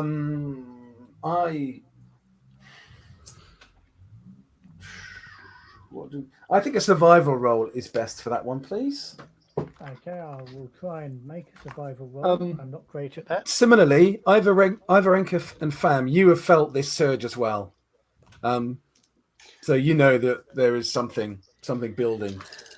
While these conversations have been going on, can I succeed in that survival roll and don't get any stress? Is that just one success, Matt? One success. Okay, your experience tells you that this is going to come anywhere between 5 and 15 minutes. Anywhere between 1 and 3 turns from now. If you got more successes, you'd have narrowed that down a bit. Okay, yeah. I will, as we go down the stairs, I should say, Chelavek, given the weather conditions, should we not tighten the tethering cables? This is fine, the finest UPP workmanship, this station. We do not need any maintenance. The station is riding high. We need to lower it within the water. You can see the plimsoll line is way above where it should be. I'm not questioning the quality of the station or the quality of the crew. I'm just saying we should maybe tighten the tethering cables. We need power in order to do that. The station has no power. You have power to charge your radios.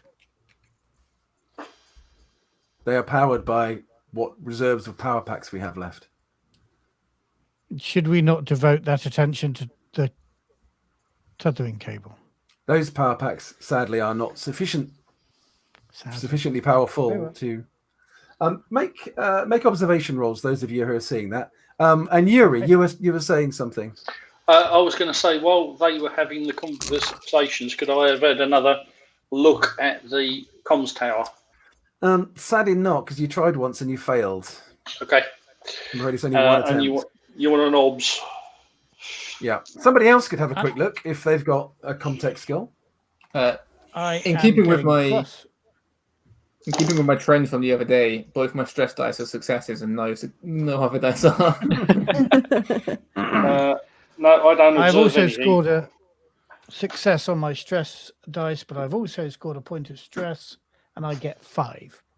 5. Okay, yeah, you're holding it together. Ali, how many successes? 2? It was 2, yeah. And Paul, how many successes? None. No, okay, you don't really notice this. Matthew, I think you probably do, and this is why you're getting a little bit concerned. Chelovek seems to be getting increasingly irritated with you, and seems to be his answers are becoming more clipped and shorter and terser. And this is not behaviour that a working Joe would normally exhibit. I want to kind of I'm not going to push him. I'm not a commander. I look meaningfully at the commissar. This is exactly the sort of shit that he has to deal with on a day-to-day basis. With I'm going to turn to Sun and Yuri and address them. Yeah, specifically as I'm going to try and use my counselor talent. Once per turn, I can use command to reduce stress level. Is that a command roll? So it's a stress level of another character within short range. Yes. So is it just if I get a success? You make a command roll. Tell me who you are counseling. So I'm going to turn to both of them, but specifically towards. It has to be one. You can't do two characters. So to Sun, and try and reduce their stress. And we as good, strong UPP heroes will, get through this as good workers, as a collective, and we'll get to the bottom of anything that may or may not be going on here. Secure this station and get home safely. Make a roll. Does this include my stress as well for this one? Oh yeah, it's a skill test. Yep. Jesus, yeah, 3 successes. Okay, Matthew, you can reduce your stress by 3. Jesus, I am calm. This is what I love, aren't you? About Commissar Mashenko. He is always. He speaks the truth. We're heroes of the UPP. If there is anything odd going on here, anything bad going on here, we should clearly be the bottom of it, and we will put it right. A counselor instead of a commissar. Well, that is the name of the talent. So yep. And then I will stride off towards going inside, so at least we don't get thrown off. I'm going to follow him. I'll follow him. Yeah. And I hope Yuri feels a little inspired, even though I was making direct eye contact this time. Yeah, so you're heading back to medical with Chelovek and Koroshi. I'm heading back inside. I might look for the others before I head directly to medical. Okay. Might not do what they say exactly. Back to Ivarenka. Ivarenka, you're there with Ivan. Mm-hmm. And as you're sort of distracting him, another Geroy walks up. And he says to Ivan, "Where is the other person? Go and find them." And Ivan takes the order, and he turns and he walks off in the direction that Fam had gone. And you can see him coming, Fam. He's walking down the corridor towards you. Well, hang on. Get the map back up a second, because I'm currently out on the catwalk bit. Yeah. Okay, yeah, that's fair. So basically, Ivan has come back. Can you see the map? Yeah, that's the wrong deck. There you go. No, it's not. That's the right one. Well, it's it's a bit laggy, isn't it? Yeah. So he's come down the corridor here to where he's kind of looked either way. He then come up and he's looked through the door and he's kind of spied you on the other side. Back to the bunk room. Ivarenka, you're just outside the door. As soon as Ivan has gone down here, Geroy is kind of looking to make sure he's gone, and he steps over and he takes you by the arm, and I'll be like, "No, I left the blankets." And he drags you into the crew room. Oh, okay, sure. I will be like, Are you okay, Gary? And this is unprecedented behaviour for a working Joe. Yeah. And he says, "I must speak quickly before Ivan returns. You are in great danger here. You are safer on the seas than you are here. You must find a way off this rig as quickly as possible." I will try and process that. Tap, like, I don't know if robots kind of thank you, sort of, and then be, do you have anything? Do you know? Is there anything that could help us get off the Olenya Bay? Everything useful that was on Olenya Bay is in storeroom B. Thank you. But it is dangerous in there.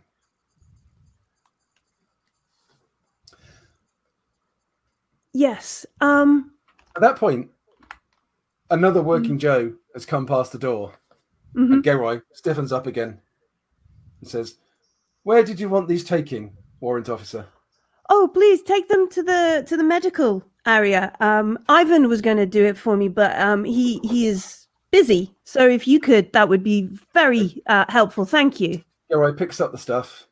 And he takes it. He takes it up to the medical bay.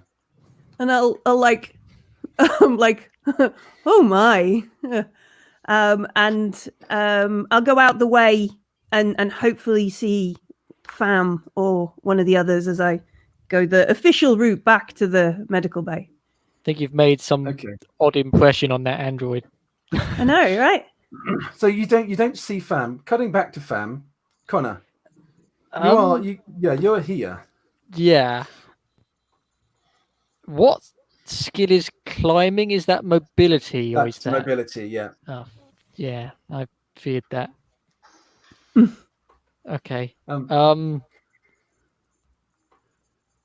And is this after this barrier? Is that's the ocean below? That's not the lower level, is it? This is a 60-meter drop down to the ocean. There's a. Is that right? Hang on, no, it isn't. No, it's not the ocean. That's down to the spider deck. So it's a 10-meter drop down to the spider deck. Oh, that's not as scary. Okay. Yeah. So basically, on the spider deck, you've got the drilling floor. You are now kind of overlooking the drilling floor. Okay. 10-meter drop would still probably hurt. Yeah, it would be nice. Had to get. Well, 10-meter drop is pretty bad, actually. Yeah. That would get. But it's a lot more survivable than like what would it be? 60 meters. 60 meters into the water with the scorpion things. You can have experienced that. Yeah, but you I don't think it really ended up well. Anyway, no. That'll kill you. I don't think cliff diving's a good option at the moment. No, that wasn't what I was thinking. As fun as it can be. Actually thinking something else, but it doesn't work now. Well, actually it might, because the floor is slightly weak down there. Whilst you're debating this, guys, I need 90 seconds. So keep debating. Okay. Yep. So I think because I am a master grappler, I was thinking of maybe trying to dispose of an android. No, don't do that. Well, we've got a choice. If I throw him onto the lower level, he's got a chance of just going straight through. Or he's a chance of not telling the other androids, and then 6 androids try and kill us. No, only 5. But if you survive, one of them might not. Yeah, one of them's clearly a friend. That's a good point. We like him. My friend, they might savage you all. He might hate us. Also, peer pressure might make him not our friend. Sorry, have we all regrouped, or are we? No, we're just musing. We shouldn't be doing this. I have no idea. Telepathic communications. Yeah, we need to steal. I do know that you would have done your very best because you are a hero of the UPP, as are we all. Yes, aren't we all? Glorious, glorious UPP. We say all, but I mean, who knows? We say all. Yeah. So Well, sorry, Savior. thank Thank God you. I can't hear such sedition, fam. I mean, obviously, Submariner Sun truly is a true hero of the UP. I'm never going to doubt that. No, He's not at all. Yuri Turgenev. As are you, Comrade Commissar. Of course, the UPP is. Well, I was just thinking it because these androids are creeping me out. They are a And- bit creepy, aren't they? Do you kill everyone that creeps you out? Yes, That that is the key to internal security that you don't realise, Commissar. As Hey, the folks, what conclusions have you Welcome back. reached? We're Not one all of us- heroes of the UPP. Some of us are heroes of the UPP. Yeah. Excellent. And that That's was about about it. Yeah. Yeah. That was your conclusion. I want to act really, really almost like I don't notice that Ivan is coming. Okay. Can you make an observation roll? I can. I got one success. Okay, And no that's panics. good enough. Let's get my nice reflected picture back in there. But let's hope that's not what's coming, because Like a devil on the shoulder, isn't it? Little devil. You notice there's no angel on this side. I know, it's whispering, kill them. I got No. one. I got The absence of an angel on your other shoulder has long troubled me. There you go. Back to what Fam has just observed. So you are on this platform that is kind of overlooking the 10 meters below to the deck below. The rest of it then looks straight out to sea. It's quite dark. The sun is not far from the horizon, but there's a bit of moonlight.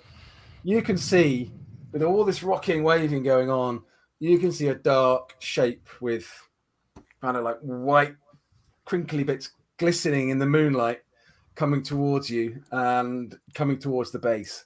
And this is a wave. It's a freak wave. It's 40 meters high, 50 meters high. It's going to Jeez. slam into the base in 3 rounds. How Who's long seen is it that? round? Is that 15 seconds. Oh, not long. that's not good. Okay.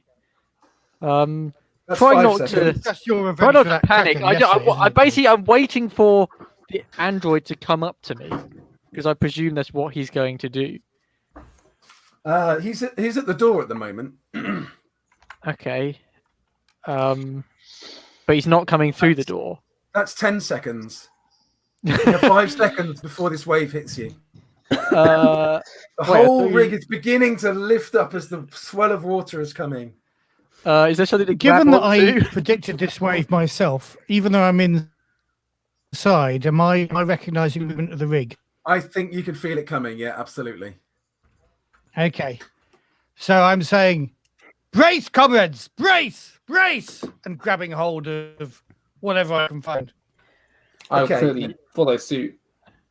I'm sitting on the floor with back against the wall. Okay. I need mobility rolls from everybody. Those who've grabbed onto something gets +1 dice. Wonderful. This wave smashes into the side of the rig. The whole rig completely shudders. It begins to lean over. The wave is flooding through the spider deck. The wave is splashing up onto the top deck. Well, yeah, Dave. Is there something for me to grab onto where I You can am? grab onto the railing. That doesn't seem like the safest thing, but it's better than nothing. You're pretty exposed, actually, fam. I'm going Yeah, to I realise that, but I've not got time to do anything now. You had It's 3 fine. rounds, Connor. I gave you 15 seconds, but you're dilly. I know. I was, yeah. Oh Fine. dear. So do I have a negative for where I am, or Yeah, you're going to get -2. okay? So if you grabbed onto something, that'd be -1 over. Well, yeah, I've grabbed onto something. I'm grabbing Yeah. onto the railing. Okay. But- Let's let everyone make their roll, and then we'll go around with who got what. Ooh. Ooh. What did you get, Connor? I got 2 successes, but a panic. So I'll Okay, roll roll. my panic. Roll your panic. I think it's Uh, an appropriate response, actually. so I got a 6 in total. So I am fine. Okay, you're not fine. You're hanging on by the Well, skin yeah. of your teeth. But... The The force of the waves just sort of smashed you against the wall just behind you. You're taking 1 point of damage from that hit, but the railing in front of you's come away. Can I roll for armor? Did you put your life belt back on? I assume we had our life jackets on. Yeah, I think that's fair. Yeah, yes, you can roll your armor. Okay. It does not save a point, so I take it. Take 1 point of damage. Like the railing basically came off in your. It held for a moment, but then it came off completely. You've been smashing the thing. Dangling over the edge now, or is it coming off the other way? So it's basically. Let me put the map up. Yeah, I can describe that more easily. Say when you can see it. Yeah. Okay, Connie, you were stood down on this corner here. You grabbed a railing. The wave came flooding in from the right-hand side of the picture. It's basically hit you here as it's come in. The water's washed down these stairwells, up these stairwells. The railing you were holding on to is broken. You've been washed down here and smashed into that door, which is why you've taken a point of damage. Okay. And you are prone behind that door at the moment. You can't, from where you are, you can't see where Ivan is, but you can't really see through. Which way did the door open? Did it open outwards onto where I'm now prone? Yes, it opens outwards. I would be blocking the door, hypothetically. Yeah. Yuri, what would your mobility roll? 2 successes. And you're inside. Yeah, it's you get thrown about, but you manage to hold on just well enough. Son? 3 successes. Okay, you're holding on to something like you've done this every day of your life. I have pretty much done this every day of my life. I'm a submariner. Well, yeah, but normally a common part of that job is not surviving gigantic, life-threatening waves. I got no successes, so I pushed, and then I got no successes and a panic. roll your panic. It went really well for me. 7. Okay, nervous twitch. Your stress level and the stress level of all near you goes up by 1, and I think that's going to be Yuri and Sun at this point. Unlucky. Thanks. That's all right. Thank you. Commissar gives, and the commissar takes. Commissar takes away, and then the commissar gives. I'm still Mishenko, you take 1 point of damage from the buffeting you've taken. Again, your life jacket, if you're wearing it, can mitigate that. Ivarenka. I got no successes because I panicked. I couldn't push, but my panic was only 4. Okay. You get battered around again. You're going to take 1 point of damage from being thrown across the room you're in. Mm-hmm. And the rig goes over and over and over, and then it kind of flings back and steadies, but it is very, very. The swell is throwing it around quite a bit. The androids, I'll roll for all of them. Let's hope Gero is okay. The androids that are with you have managed to stay on their feet.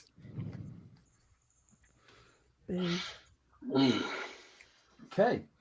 So 3 of you are now in medical. Ivarenka, you're in the crew bunk. Are you going back to medical? Yeah, I think I am. I've gonna spend a moment to pick up the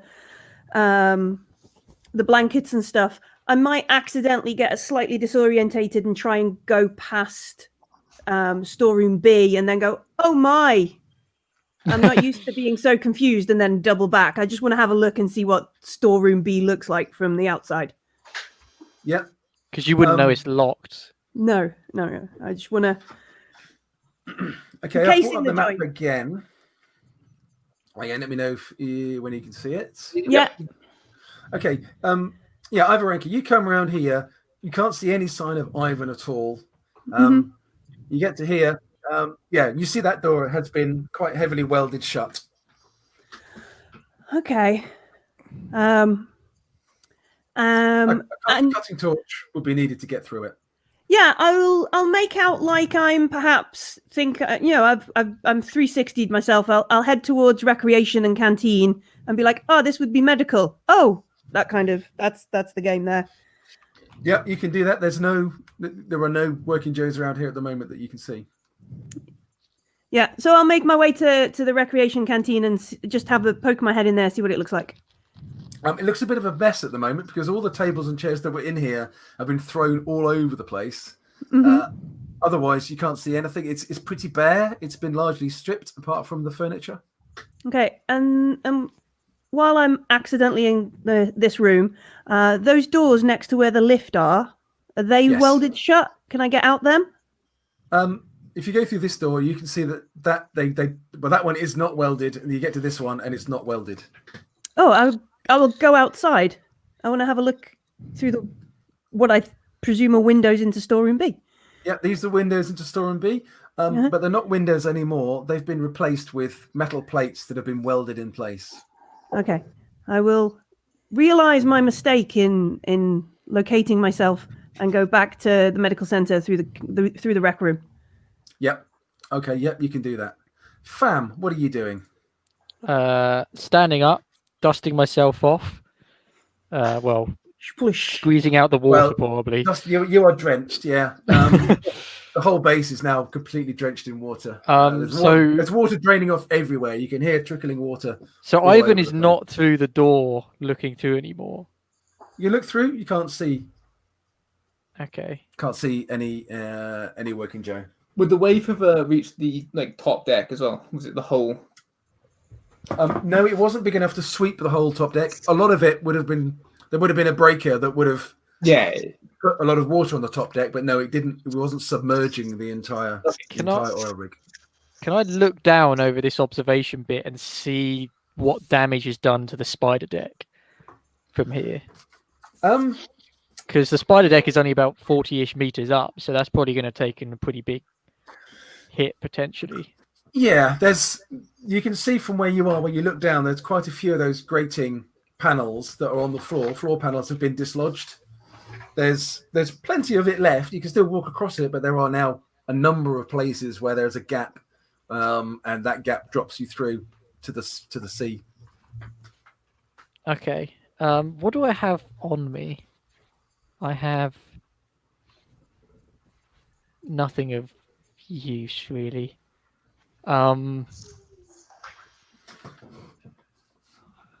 Okay, would there be a way I could try and reach down to the cables? Yeah, they are attached to the railing, so you can get to the cable. Yeah. So has the damage to the railing actually affected the cables in this instance? No, the cables appear to be in place still. Okay. Thinking about this though, there's not much I can do with my bare hands. I don't want to be messing with electrical cables. Okay, I might. What's the room I'm next to? It's the. Let me bring the map up again. There's a ready room, yeah. Okay. Which is where divers and workers would prepare themselves for work. Okay, but there's no way in or like a window into the science station either, is there, from here? There's no window into there. There is the window into Comsen, which is broken, and there is that cables that go there, but it would be a mobility roll to make the climb. What about a running jump?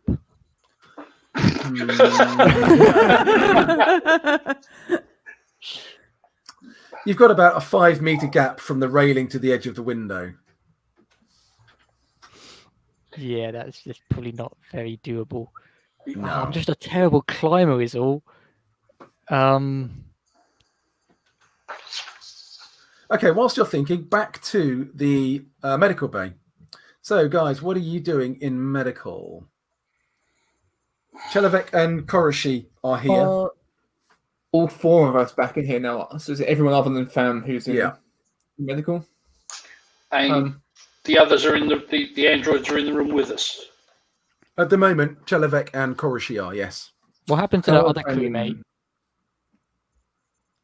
I want to try and basically beckon all of us over to a kind of maybe a corner, the corner kind of that's furthest from both doors. Yeah, that's the corner in the window by the corner. Because are they by probably, the windows? Yeah, kind of the top left corner. Yeah. And it's kind of indicate to everybody to just to come over so we can have a chat as far from them as possible. Okay. They don't move. So are they standing in the doors as they were this morning? They're standing inside the room by the doors in their normal working Joe, I'm waiting to be addressed or given an order pose. I'm being very creepy. Comrades, after that stress, I'm feeling rather hungry. Comrade, could you get us some food and water? That was quite taxing on us, that wave. Chelavet says, of course. Koroshai. And Koroshai turns and leaves.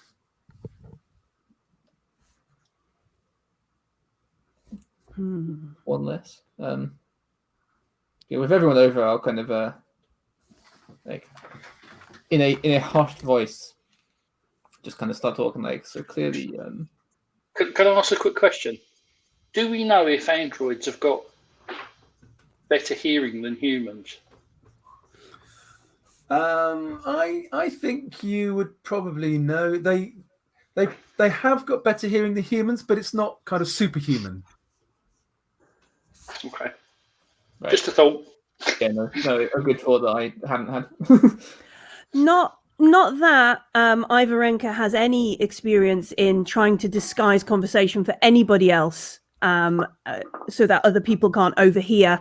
But she will begin seeing. There's probably some sort of song, or a workers' song, something that we regularly sing and hum. So she will begin being like da da da da and that kind of stuff. Also, while kind of like, I've found you a blanket, comrade, kind of thing, and keep that tone going, and hope the commissioner does not think I am duplicitous and naughty for this kind of distraction, which is obviously a UA tactic that I've been warned against.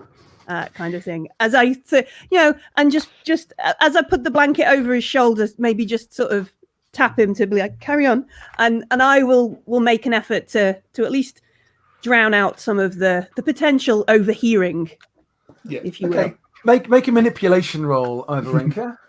I think that's probably the best thing to do here, and then I get no successes. It's not very good. Because I'm not anything. I'm not a bad person. But you are making a noise and a bit of a distraction. Yes. We'll have your conversation. So clearly, comrades, something is not quite as it seems here on Olenya Bay. I assume, Ivarenka, that you filled them in on what Geroy told you. No. No. Okay. Okay. The androids have communications, and the more we interact, the more they're starting to seem less like good, proper UPP programmed working Joes, and more like some form of UA plot that may have been the downfall of this place. I think we need to distrust them to a fairly heavy extent.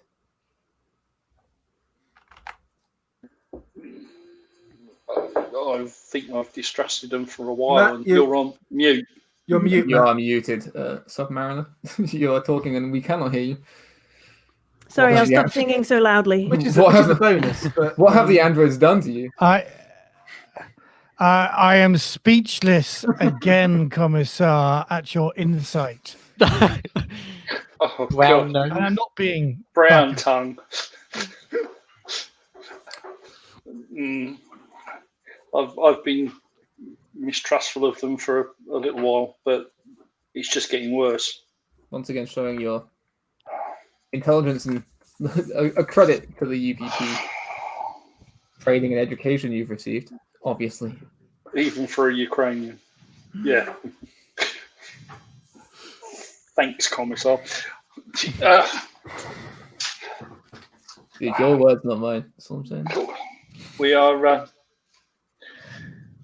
we're running out of options. without taking direct action? I will indicate, like, nod as in to somebody else should perhaps take up this verse, because this is not the ladies' verse. This is the worker, that kind of stuff. I will join in this patriotic song in the appropriate way. Yeah, I will like lean. Yeah, it would probably. I'll lean forward and be like, whilst I was collecting things, storeroom B, it's welded shut, and the things, everything over the windows. If that was where perhaps they're collecting things, that would be a very good place to have it. I could probably get in with the cutting torch I have. It's just a matter of getting our friends out of the way. Yeah.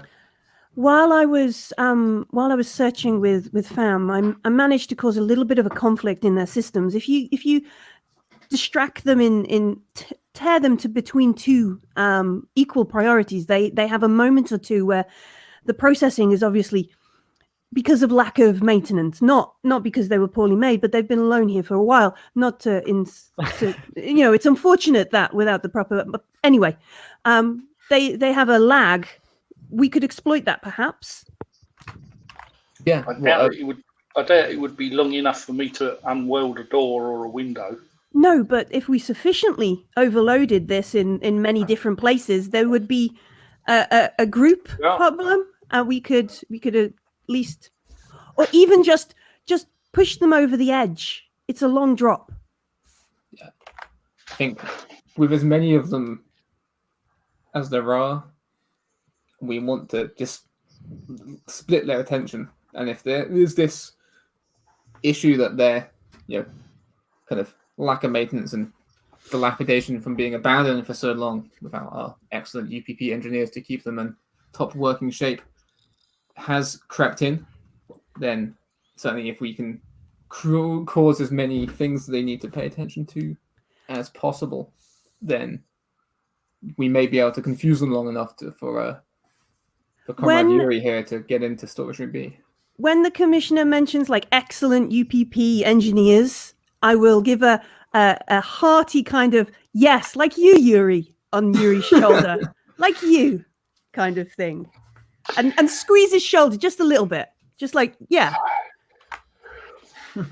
Yuri looks at Ivanka, smiles, knowing her pure insincerity in that comment. Yeah, totally. And I'll begin singing with Sun. I'll continue singing. And hope Fam is okay because he's been gone a while. Yeah, I was going to say, I like how no one's worried about where I am. Popping back to Fam. What are you doing, Connor? Okay, I'm finally settled on.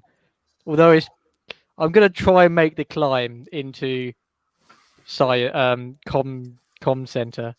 Okay. So you're not okay. Okay.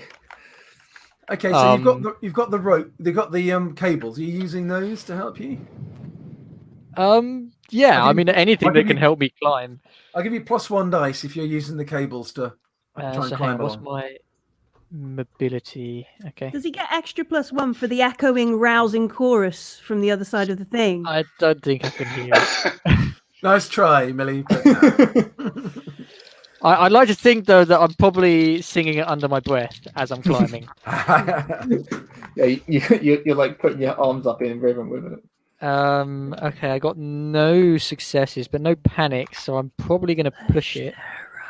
Yeah, you might want to push. Yeah, I don't fancy the fall. I mean, hopefully I just fall down the floor, but it could go a lot worse than that. Yeah. 10-meter drop. Ooh. It's better than a 60-meter drop. I got 2 successes and no panics. Yay! Okay. Right, I'm bringing up the map again. Let me know when you can see it. Yeah, I can see it. Okay, yeah, you've climbed along that edge and you've got in through the window. Now, the window is completely smashed. You think probably from the weather, from previous waves. The other 2 windows in there as well are also completely smashed. The room is also now flooded. Well, not flooded, but it's had a lot of water come through those windows because of the freak wave that just came through. But yeah, so you can this room is a complete mess. But you can follow that cable that you've climbed in on. That is what I wanted to do. Yes. And the cable runs along and then splits, and it's both plugged into the radar and the receiving mechanisms. Okay. If you want to make a Comtech roll, if you have Comtech. To do what? This is just what you're noticing about the. Oh, okay. About the electronic setup of this. My Comtech is pretty poor. The brawn, not the brains. I did get a success though. Okay, so it looks as if the way it's set up, this is a setup that is allowing them to remotely monitor radar and is listening for incoming transmissions. Okay. Can I pull the cables out? Disconnect them? Without any trouble at all, yeah. I will do that. Okay. And then I want to try and find somewhere in the room to hide. Okay, yeah. The room is a mess. I need a mobility roll, but I'll give you +2 for that because the room is just full of stuff and it's been completely shaken up by the wave coming through. Okay. That's 3 successes, but a panic. So I'll roll the panic first. The panic is another 6 total. So. Okay. Yeah, you're hanging in there. Yeah. You found a great place to hide. And basically want to go into Overwatch. And what's your condition and what action? When an android walks by, I want to charge and grapple him. Yeah, okay. So as soon as you see any android... because I don't know that there's a friendly one. Okay. Cool. Back to Medbay. Guys, you're still singing. Yeah, isn't the NPC in here with us? I forgot his name. Ash... Asanovich. Yeah, he is. He's quite kind of frightened and he's not really being much use, but yeah. I'd like to head over to him and just kind of start out with kind of like, comrade, how are you holding? Pull your weight. He's like, I'm responsible. It was my job to see everybody safe, and the ship going down. I've failed in my duty to the UPP. I understand that you feel responsible, comrade, but I'm not necessarily so sure you solely are work. What can I do to redeem myself? Just walk me through. Do you have any idea what you think happened on board the Tunguska? I don't know. I'm not an engineer. I think there was I think the ship was flooding through the bow doors. They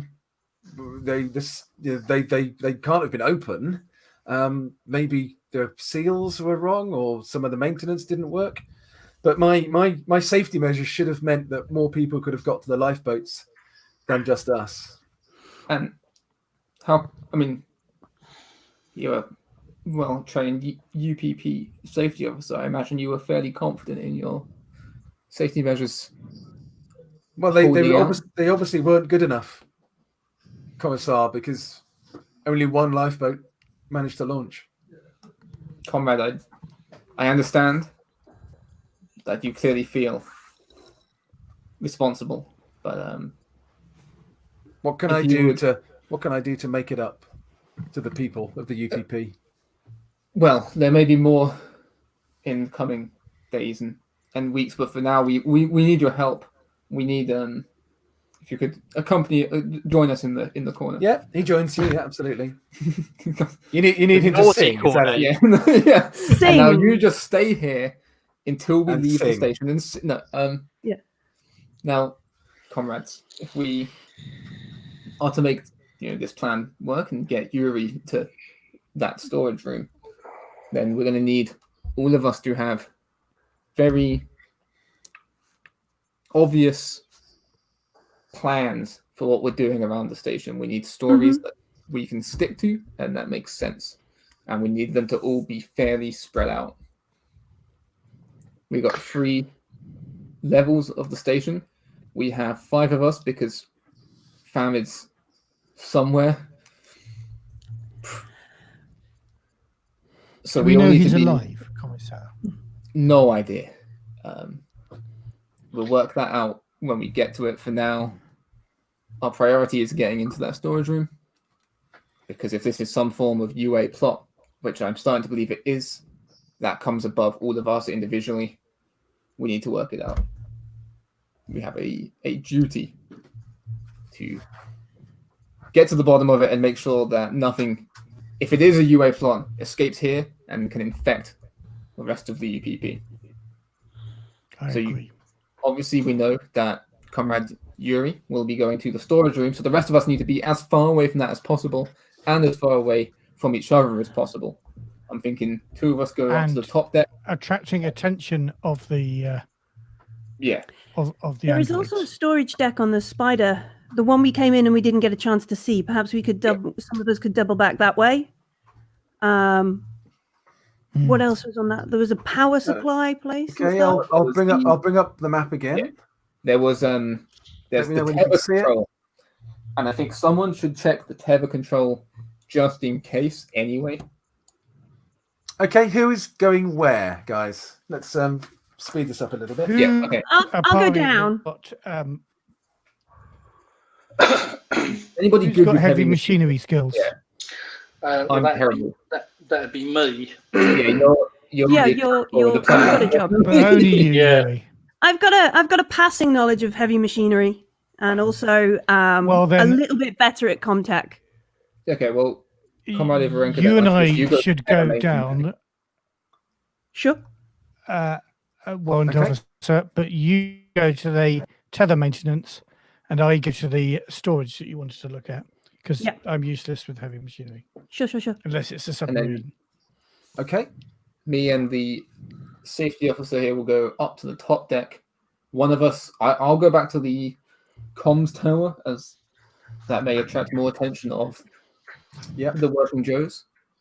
And do you speak any English, comrade? No, none of you do. No. Okay. If you take a look at storage C, I think. So we'll both go towards that north end and split up when we get there. And then Yuri, obviously, you're trying to get into storage room B on this floor. Who are the two? You've just accounted for one more person than we've got, unless you're going to take the the NPC's coming up. Safety officer.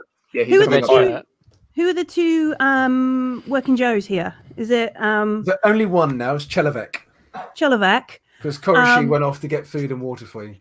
All right, so I'll approach Chelovek and say, earlier I asked Ivan. Was it Ivan? Yeah, I asked Ivan if he would bring some blankets and some pillows. Chelovek, he's not. Are your protocols degrading? He's not helping.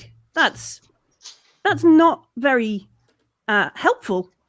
I thought your protocols were to help human life. They are. I will check this matter at the earliest opportunity. Thank you for drawing that to my attention, Warrant Officer.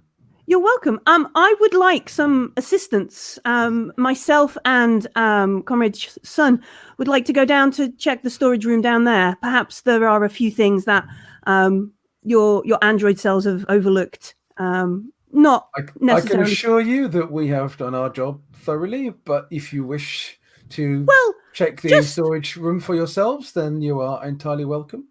Would any of your androids, comrade androids, like to join us?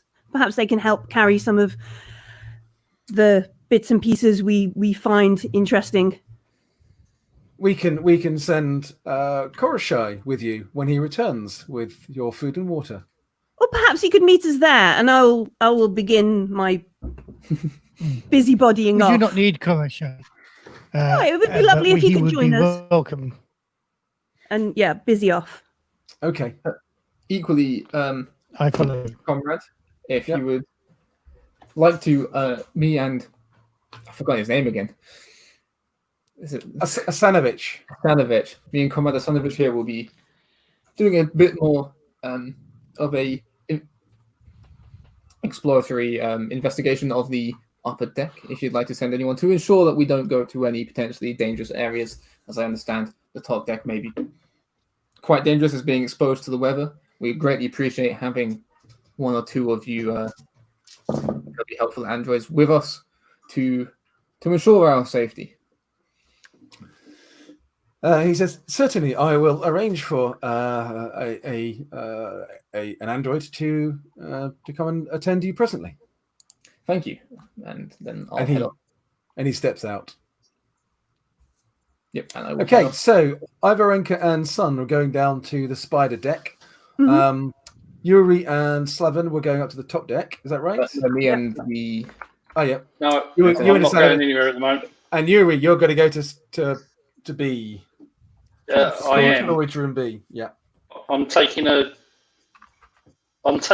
route to it that Ivanka took coming back. So I want to go through the commissary, and I'm not going to try and open the welded door. I'm going to try and open I'm going to go outside. So yeah. Okay. So what I want to do is go through the rec room, out through those double doors, and I want to try and undo the window rather than try and do the door. I'm going to try and do the window outside. Okay. Okay, that's cool. So yeah, you get there without a problem, and we'll come back to you in a second to make the heavy machinery roll to cut through the window. Down on the spider deck, you do find that Vladimir turns up, and he's come down to room C. Storage D to make sure that any help you need is going to be delivered. He does seem surprised that there's only Sun there, but he doesn't say anything. On the upper deck, you find that Korashai does turn up, and is again seeing you and loitering in the location of where you are. Okay, let's come back downstairs then. I need you to make your heavy machinery roll with your cutting torch to get through this. Before I do that, yep. As I'm making my way there, can I reflect upon my signature item? Because I've got 4 stress and I'd like to get rid of a bit of it. You can, absolutely. Yeah. So I pull out a locket. I pull out my signature item, which is a locket, which has got the hair of my beloved daughter, which is the only reason I'm really here, because otherwise I'd have a mundane job on a planet somewhere. And just thinking how much I miss her and how much I want to get back to see her and my lovely wife. And the Games Master's now going to say all your stress is gone. No, you only lose one. Worth a try. Not really, but anyway. Yeah. Yes, you can absolutely do that. Yeah. So it's beginning to get light. The sun is beginning to hit the horizon, and there is a bit of an orange glow to the sky, coming through the clouds that are sort of thinning out a little bit. Your action, Paul. Heavy machinery, please. Heavy machinery. My heavy machinery is 4, 5, 6, 7. 1, 2, 3, 4, 5, 6, and I 7. think your cutting torch will give you a bonus of +2 to that. I've just dropped them. Yeah. And cutting torch gives me another 2, does it? No, it's a bit of luck. It does. Yeah, absolutely. So many dice. So So many dice in so small hands. And we get 1, 2 6s and a panic. I'll roll the panic first. Roll the panic. 3 plus 3 is 6. Okay, you hold it together, but yeah, you manage to break the seal around this, and the thing comes away with a bit of a clatter and makes a bit of a noise as it hits the metal railing below you. And the smell that comes out of this room, it's not like a dead person, but it's a pretty sort of horrible, sort of rotten kind of smell. But you look through the window, and this storeroom is packed from the ground to the ceiling with stuff. You can see just about anything you can imagine. There are diving suits, there are life jackets, there's cans of accelerant, there are diagnostic computers, there are power packs, there are tools, there are overalls, ropes, linen, mattress, spare parts for just about everything on the base that you can see. A couple of inflatable survival rafts. Oh yeah, I mean, you want it, you've got it. This place is just packed full of stuff. All right, I'm going to climb through the window. I'm going to climb through the window. There aren't any anti-android guns, no. Okay, I'm going to pause you there as you're climbing through the window. Fam, you've been hiding for about 10 minutes, maybe a bit less even. When no one coming to... Oh. When you can hear the door to the science room, you can hear like the sound of a combination lock being undone and a very heavy creaking as the door opens. You can hear footsteps coming across the science station room towards the door to the comsen. And then you can see this android walk into the room, working Joe. Well, I do my prepared action. Let's hope it's not the friendly one. Yeah, you don't know which one it is. No, but I don't even know there is a friendly one. So I'm just no, that's true. Charging him, trying to grab onto him. So you're attempting to subdue them. You gain +2 dice. Yes. On your attack. Do I get any more bonus ones for being hidden potentially, or does he have to try and spot me or something? He would get a chance to spot you. So I think it was 2 successes on my. No, you had 3, I think, didn't you? Maybe, I don't know. I've cleared the dice now. You got 3 that you panicked or something, maybe. Oh, maybe, yeah. Still 3 successes though. Yeah. So his observation is going to be quite good. Obviously, you can't push anything. He doesn't seem to notice you at all. So yeah, you get to jump him. I'm going to give you +2 for a surprise attack. Okay, I'm not sure I have enough dice. So that's 12 dice plus stress. Okay. Now I think this is it's going to be an opposed roll. Yeah, that seems. No, okay, I think it should be an opposed roll. I'll just re-roll one of the dice. Yeah. Okay. Make your roll. Okay, I have 4 successes. Okay. I do have a panic, so I'll roll that first, which is annoying. Okay, that is an 8. 8. Okay, you start to tremble. You've got this guy in a grapple, but the strength of this android is enormous. It was your skill that... Ooh, we lost Matthew. It was your skill that defeated him, not your strength. But you've got him in a grapple. Okay. Can I attempt to try and get him out a window? Or yes. The windows, more specifically over the edge, not over the 10 meter gap. Yes, you can. So roll initiative actually, Connor, because he might get a chance to break. I got a 7. Okay, well, you go first. Oh.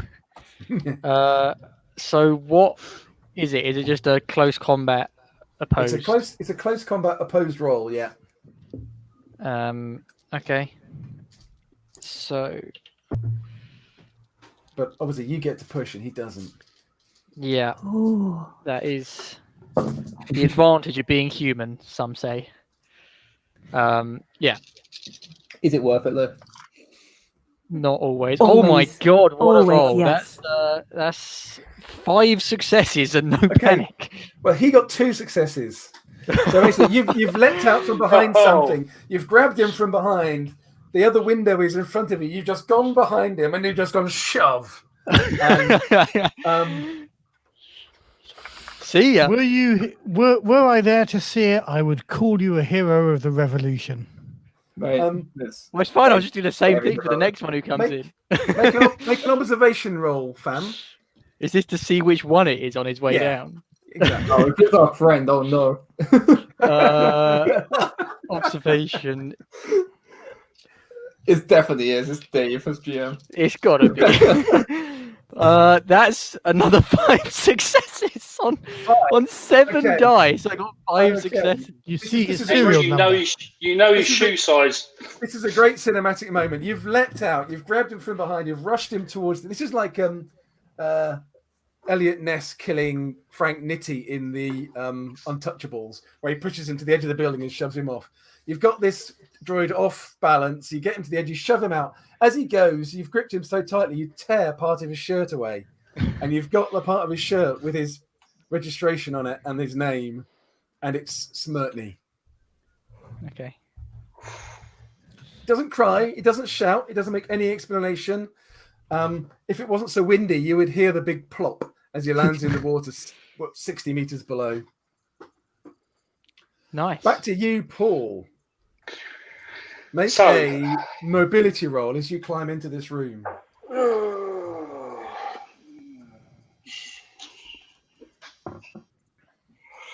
That's 5 plus 3 stress.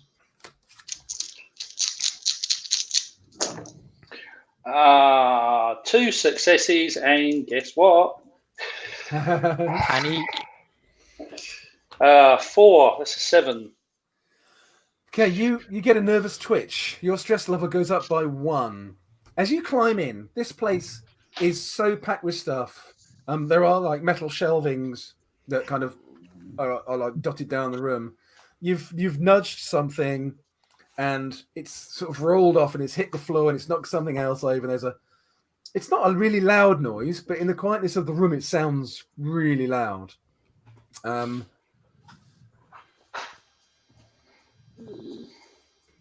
But you're in. What are you looking for? Weapons. Anything that can be used by my comrades as weapons or armor. So firstly, I'm looking for something that's going to be a bit better for me than a life jacket. Okay, this place is absolutely packed. If you're gonna look for a lot of stuff, it's gonna take you a little while. I'll have an A51 carbine then. No, you can't see any weapons like that. Okay. Right. Very quickly then, because it plays to engineering. Are there more? Is there a little pile of cutting torches somewhere? You can see 3 cutting torches. I'll pick them up. Yep. Okay. Can you make an observation roll as well? So you want me to roll these yellow dice again, don't you? Well, actually, pause that for a moment, please, Paul. I'll come back to you. Everybody. So, Ivarenko, I think you're the only one who isn't alongside a working Joe at the moment, aren't you? Because you're in the tether room. Oh, yeah. And Koroshai has found Sun. So you're in the tether room. You can see that the controls are there. They look like they are probably working if you had power. Right. Okay. But there is no power to the room. So I will. I'll come out of the tether room. I'm assuming at a quicker glance, there's nothing like no accidentally left dagger, knife, or something, or isn't it? No, sadly not. You I'll can put the hope. map back up again, by the way, Doug, please. No, I mean, other than the basic controls, the place again has been pretty well cleared. Yeah. I will come out of the tether room and say quite loudly, because obviously I want to draw any attention of any of the androids around. Go, their comrade Sun, their engineering protocols are as excellent as you'd expect, even after so long. They are accurate in their assumptions that the tether room is not working. I will have to make sure I commend their commissar when we get back to civilization. And look, and I'm desperate. I'm trying to draw their attention, make sure they know where I am, and that kind of stuff. Okay, Matt and Ali and Asanovich, you are within view of these working Joes. Mm-hmm. Each one of us a different one. Yep. Mm-hmm. They both get a call on their communicators at the same moment, and they pick. You don't know it's the both, but this is happening for both of you. They pick the communicator up and press the button to listen to the message that's coming through. I'm cutting to Paul's observation roll.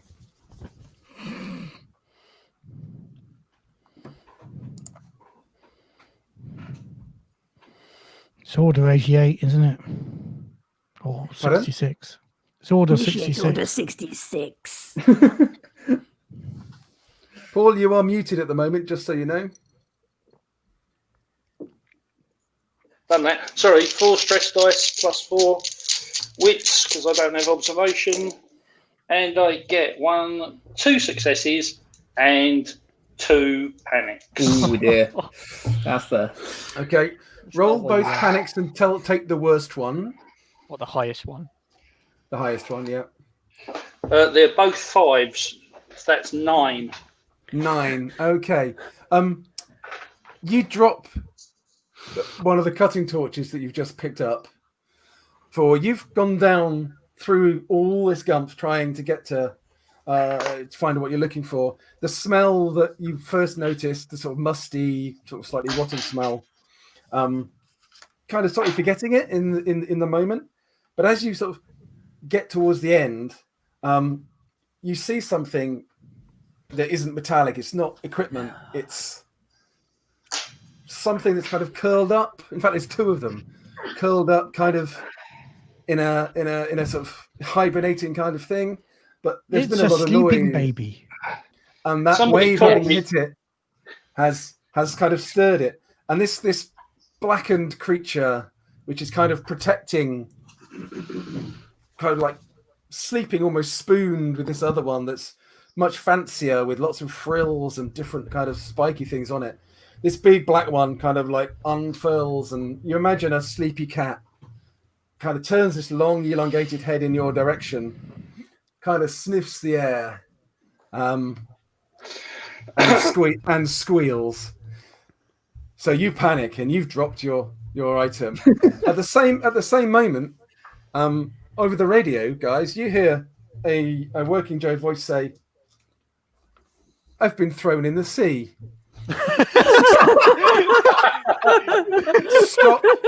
Stop the humans. And we now need to draw initiatives. Anybody and everybody. Please. Do I keep my... Well, actually, I don't know anything going on, because I wouldn't have heard it. Didn't you get ripped apart by scorpionoids? So do you want to draw cards for us, Dave, or do we draw our own? I can draw for you. Yeah, that's fine. Yeah, it negates what we were doing the other day. You're on 5. Okay. Millie? No good showing me the back of the card, though. Oh, no. I'm not showing you the back of the card. I missed that. Yeah, okay. I showed you a 5. That's a 9 for Millie. I don't recognise alien cards. I've not seen them. Ali? 6. 6. Paul? 3. Oof. And the others, okay, on 2s and 4s. So I didn't note down who was on what there. I'm on 5. So make it up. Be all on 1s. 1. Yeah, I'm on 1 too. Actually, I got 1 too. Yeah. No, you got 12. I got 1, Right. and so did my wife. Okay, 2s. The bad guys act first.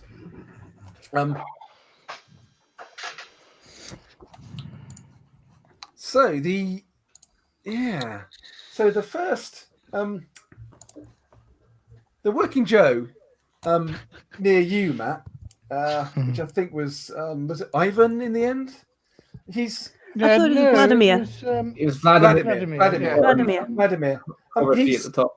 His first action is confusion because this is an order that he looks like an ordinary Working Joe with maybe some slight subversion of his programming. So he hesitates. Okay. The same I'll for take that action. The same for Koroshi up on the top deck. The alien is unwinding itself, and as it does so, it's kind of using one arm to push its charge further into the corner and protect it as it's staring at you, Paul. 3s. Who's going on 3? Someone was. Somebody was, because I've got a 3 here. Is it a Sanovich? Because I think it's No, I didn't draw for a Sanovich. I got 4 cards for 4 of you. I thought it was Paul. I'm on a 6. I had I'm a on 3. 9. Yeah, okay. Come on, Paul. It's your go. I had a 3. Right, so this thing's unwinding in front of me and pulling back. You take a point of stress because you've never seen one of these before. Another point of stress. Yeah. Guys, That I seems really reasonable. mustn't roll any dice.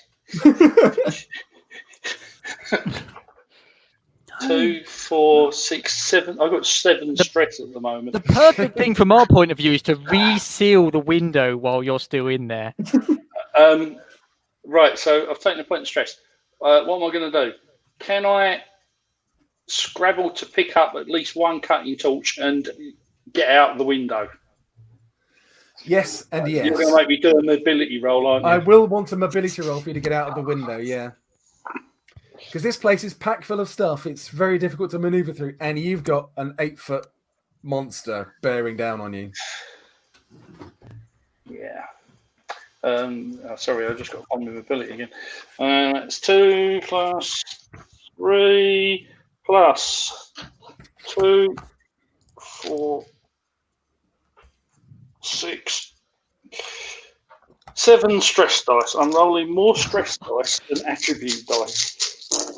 Yeah, that sometimes can be your superpower, though. It can. Yeah, not this time. I have rolled 3 successes and 1 stress. Okay, roll your stress and get low. Get a 1.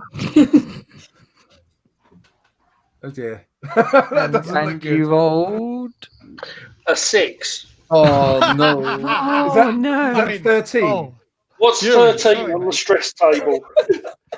nothing good. You flee. You just can't take it anymore. You must flee to a safe place and refuse to leave it. You won't attack anyone and won't attempt anything dangerous. You're not allowed to make a retreat roll. If you have an enemy at engaged range, no, he's just at short. Your stress level is decreased by 1, but every friendly character who sees you must make it a panic roll. Fortunately, you've dealt with that by we putting split everybody the as far party. apart from each other. Yeah. Tactical And to be choice fair- in this game.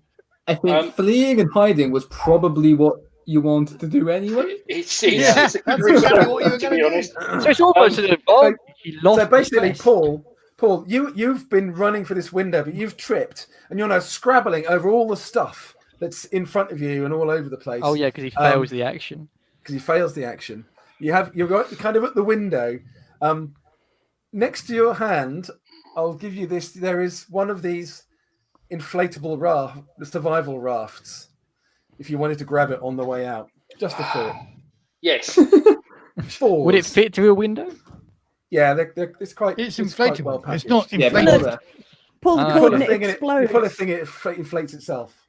4s is them again. Now, the normal Working Joes don't have 2 actions, but the alien does. Paul, did you want to roll the signature attack for this thing? Because it doesn't want you to escape. That's rude.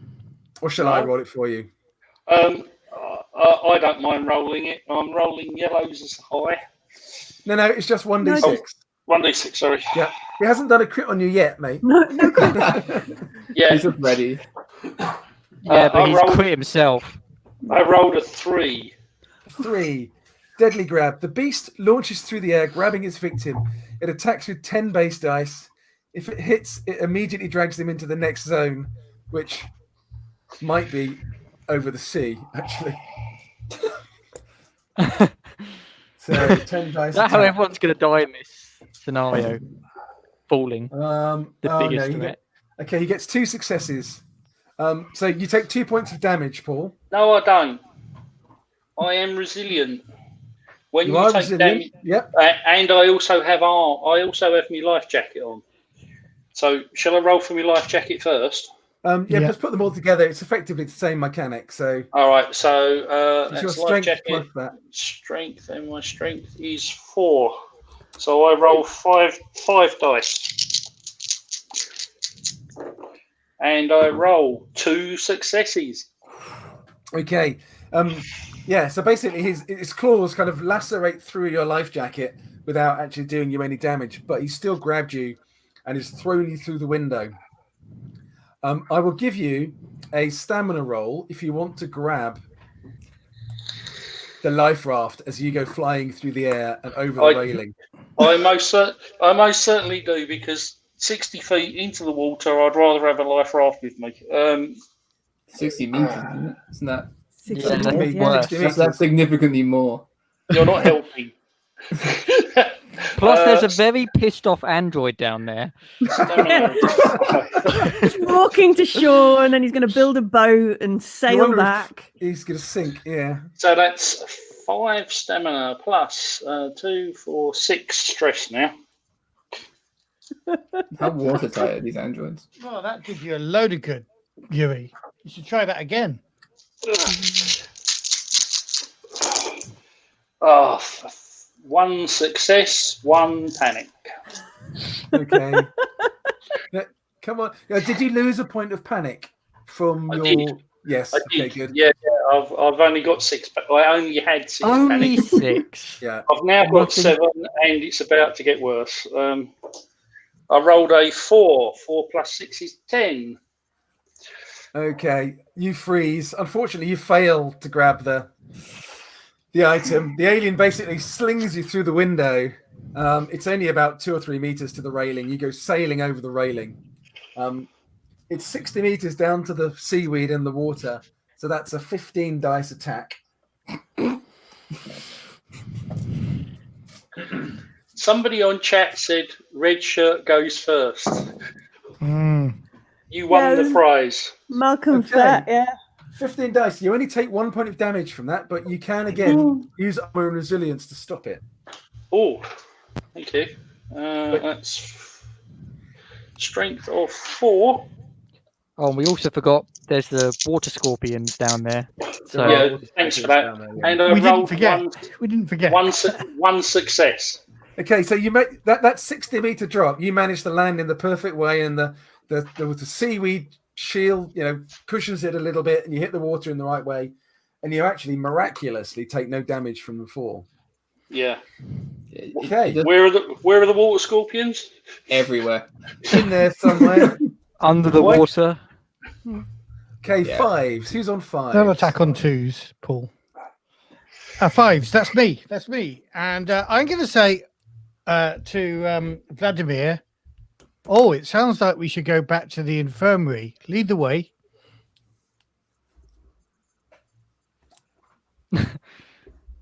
Okay, yeah. Make a manipulation roll, Matt. Oh, yeah. Or manipulation. command. That's my best skill ever because I command, have one or the 0 other. in that. Don't And, mind. Okay. or command.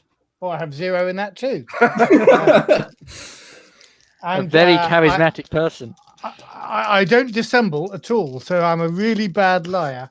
But I do roll in total 2 dice and 1 stress dice. And I get a success. And no panic.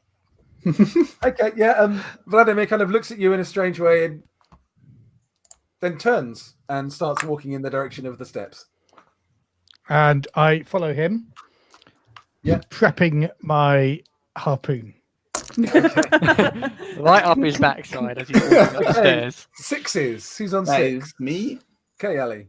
I'm going to take the complete opposite tack and Comrade Koroshi, as a commissar of the EPP, I request that you stay and assist us in making sure we remain safe in our investigations on this deck. Okay. I'm not going to move or anything. I'm just going to ask him to be loyal to me as my in my position of power. Oh, I don't get a power trip. That's too late. Okay, yeah. Okay, make a manipulation or a command roll yourself, Ali. Okay. I have 6 dice for manipulation, so I'll probably go for that. Okay. And 4 stress dice. What? So there's 10 dice and not a single 6 or 1.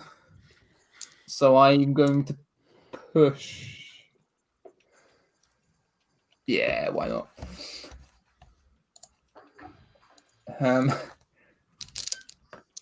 That wasn't even any ones on the normal dice either. There's not a single 6 or 1 on the dice. That's significantly more like it. That is 3 6s and no panic. Okay. He looks confused. He's kind of thinking about it, and he's kind of getting a bit kind of stuck in the program going around his head. 9s. That's Go me. ahead, Millie. That's me. So am I right? I'm completely unobserved right now. Yes. Excellent. This is a stupid idea because I don't know what's just happened to Yuri, but I do believe there is lots of good stuff in that storage room. So I'm going to run up a level, try and stay on the outside and, get as far around to the edge of the platform as I can. I want to go to where all the stuff is. Yeah. Okay. Yeah. It's reasonable. Yeah. Yeah, cool. Right, next round, 2s. So, 2s, Vladimir is continuing to walk. Koroshai is seemingly still battling with, what's going on in his head. He can't make his mind up what to do or not.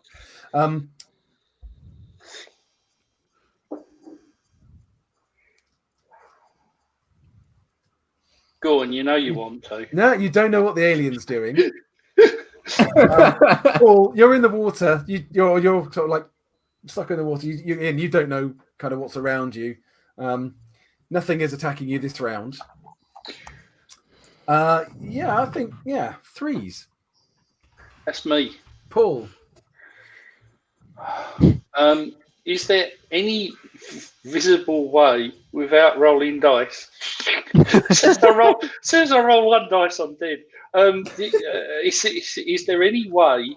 Can I, where I'm at the moment? Can I see a way of getting out of the water somehow? Climbing up on a leg, perhaps, or I assume I'm quite a way away from the ladder we climbed up. You're about 40 or 50 meters from the ladder. Yeah, well, maybe not that. Maybe 30 meters. But moving across this stuff is quite difficult to not sink under it. Is there a leg near me that I can try and clamber up? There would be a leg closer that you could grab onto, as it were, with some of the structure around it. Yeah. Yeah. Make sure it's not a scorpion leg. That's coming next. I'll try and get to a leg. Yeah. Okay, I won't make you make a roll for that. You can sort of crawl slowly. It'll take you a couple of rounds to get there. Okay. 5s. Ali, That's you're me. on 5. No, I'm on 6. Okay. And I'm not sure. I'm aiming the harpoon at the small of the android's back. I'm not sure I want to fire yet. As we've been heading back towards the infirmary, going up that set of stairs, we didn't see Millie at all? I should say, No, Ivarenka. you haven't seen Ivarenka, no.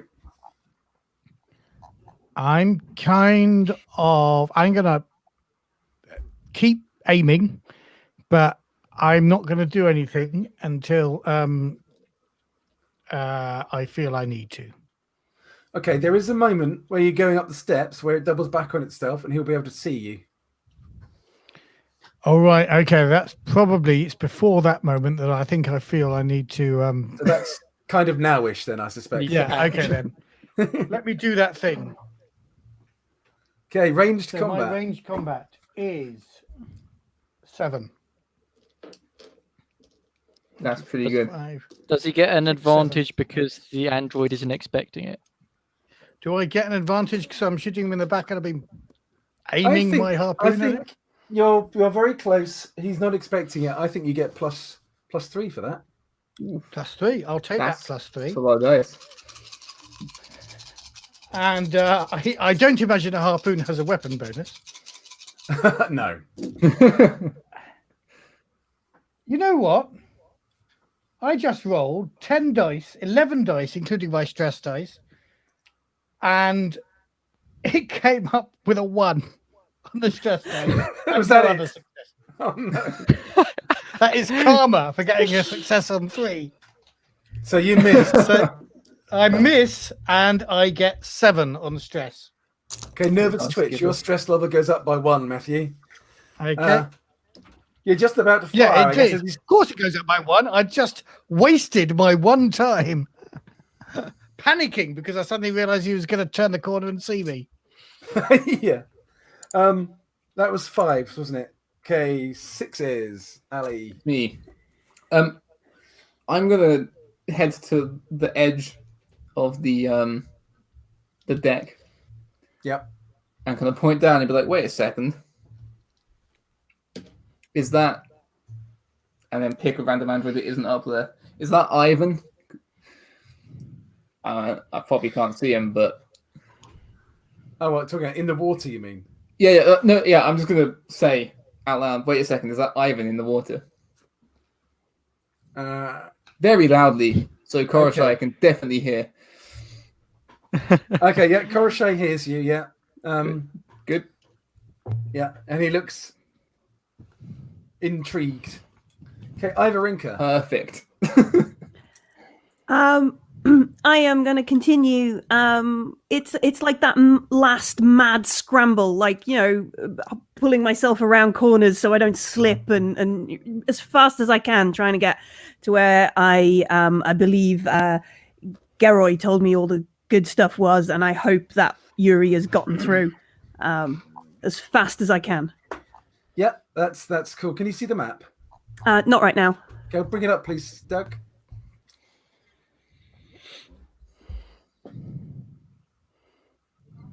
Okay, well, whether or not you can see it, I can see it now. You can see it. Oh, okay, cool. Yeah. Yeah. So because I can see it when I put it up, I can't see as and when Doug puts it up. So you run along the outside here. You can see that there is some stuff kind of been sort of dragged out of the window. This is open. There's a few bits and bobs lying out here, and you can look in and see the mess. No sign of Yuri anywhere, obviously. Oh yeah, I don't know that. No. I'm gonna look around. Make an observation roll, then, please. 4, 5. 1 success. As you're running up towards you get to the window and you kind of look in. Mm-hmm. You get this sense, and you kind of sort of look up, and in a gap between this deck and the deck above, you can see kind of 2 black talons kind of holding on to the edge above where you are. You can't see anything else about maybe a bit of sort of goo dripping off it. But it's outside, it's above you in the gap between the decks. All right, in my mad, because I'm not doing this cautiously, I'm full pelt running. Yeah. Could I accidentally mistake that for a scorpion, or is it very much something different? It's very much something different. I'm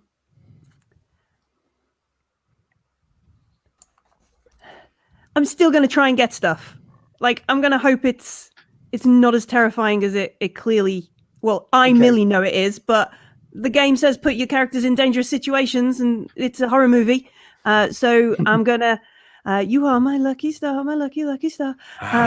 Climb in and try and get something, some sort of weapon. What are you looking for particularly? Well, Geroy has told me that everything useful is in here, so I'm going to assume that there's like some communications relay, or there's like, this is the box to the secret, the keys to the secret submarine we've hidden on level 3 or something. You know what I mean? I'm just like, there must be something in here, so I need to get in here and find out what Geroy is doing. So the first, like communications relay, or long distance radios or something, or anything to call for help.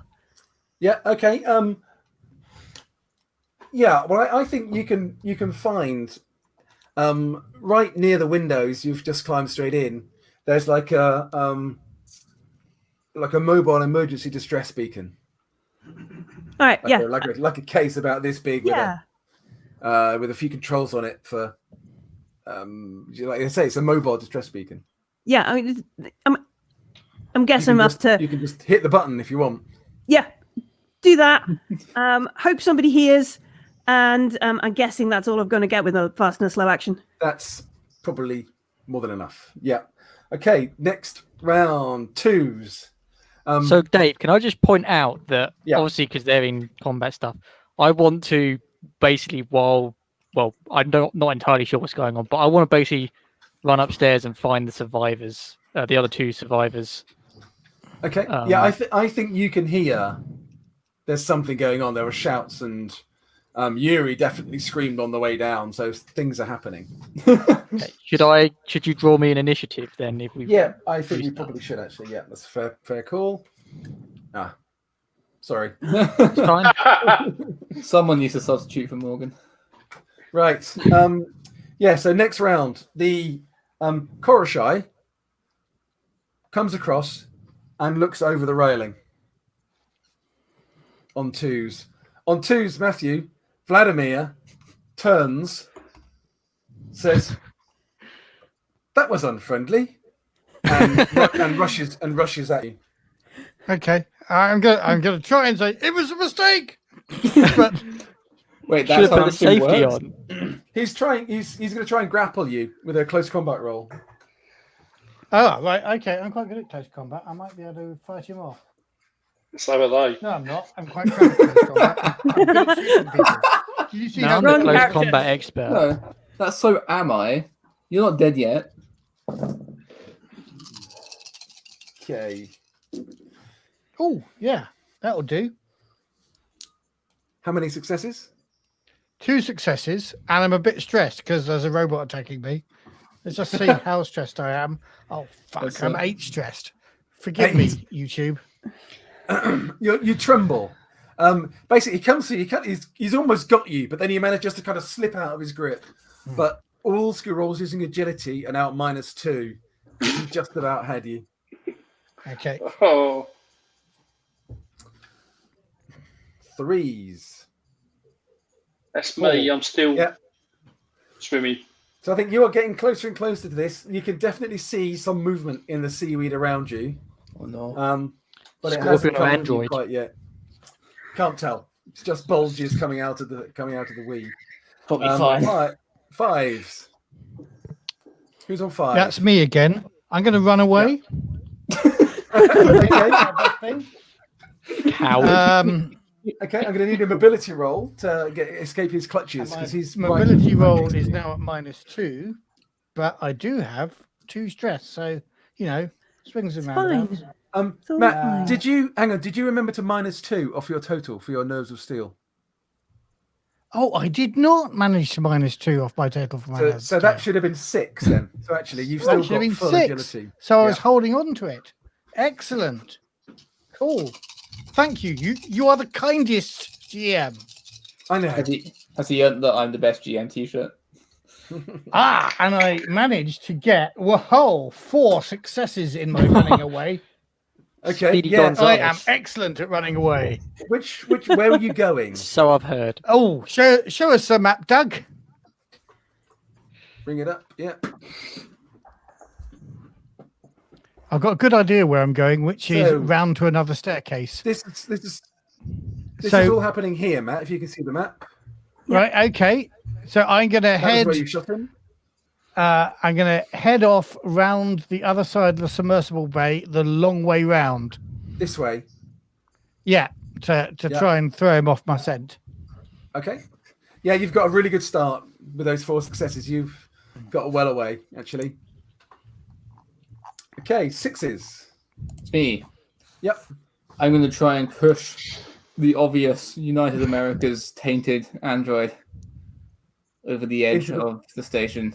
Okay, it's a close combat roll then. The wall below. Yeah. Asanovich sees what you're doing and he's going to help you, so you get +1 dice. Asanovich is a UPP hero. Yes, he is. Mostly just very stressed. I'm mostly just very stressed, I say, as I get no successes and 2 panic dice. You can't push that then, unfortunately. You miss and fall over the edge yourself. Yeah, and so that's gonna be an 11 as the worst roll there. That's 6. Seek cover. You've got to use your next action, which will be your fast action, to move away from danger and find a safe spot if you can. Ali, the safe spot is the ocean. You should jump off. That doesn't feel safe. I guess I'll do that then. Okay, come on down. The water's wonderful. No, I've already done that before. Didn't like 9s. Ivarenko, I think. Yeah, that's me. So I've pushed the alert button. It's activated. Yeah. Yeah, quick guns around in case, I don't know, there's a pistol or a flare gun or something.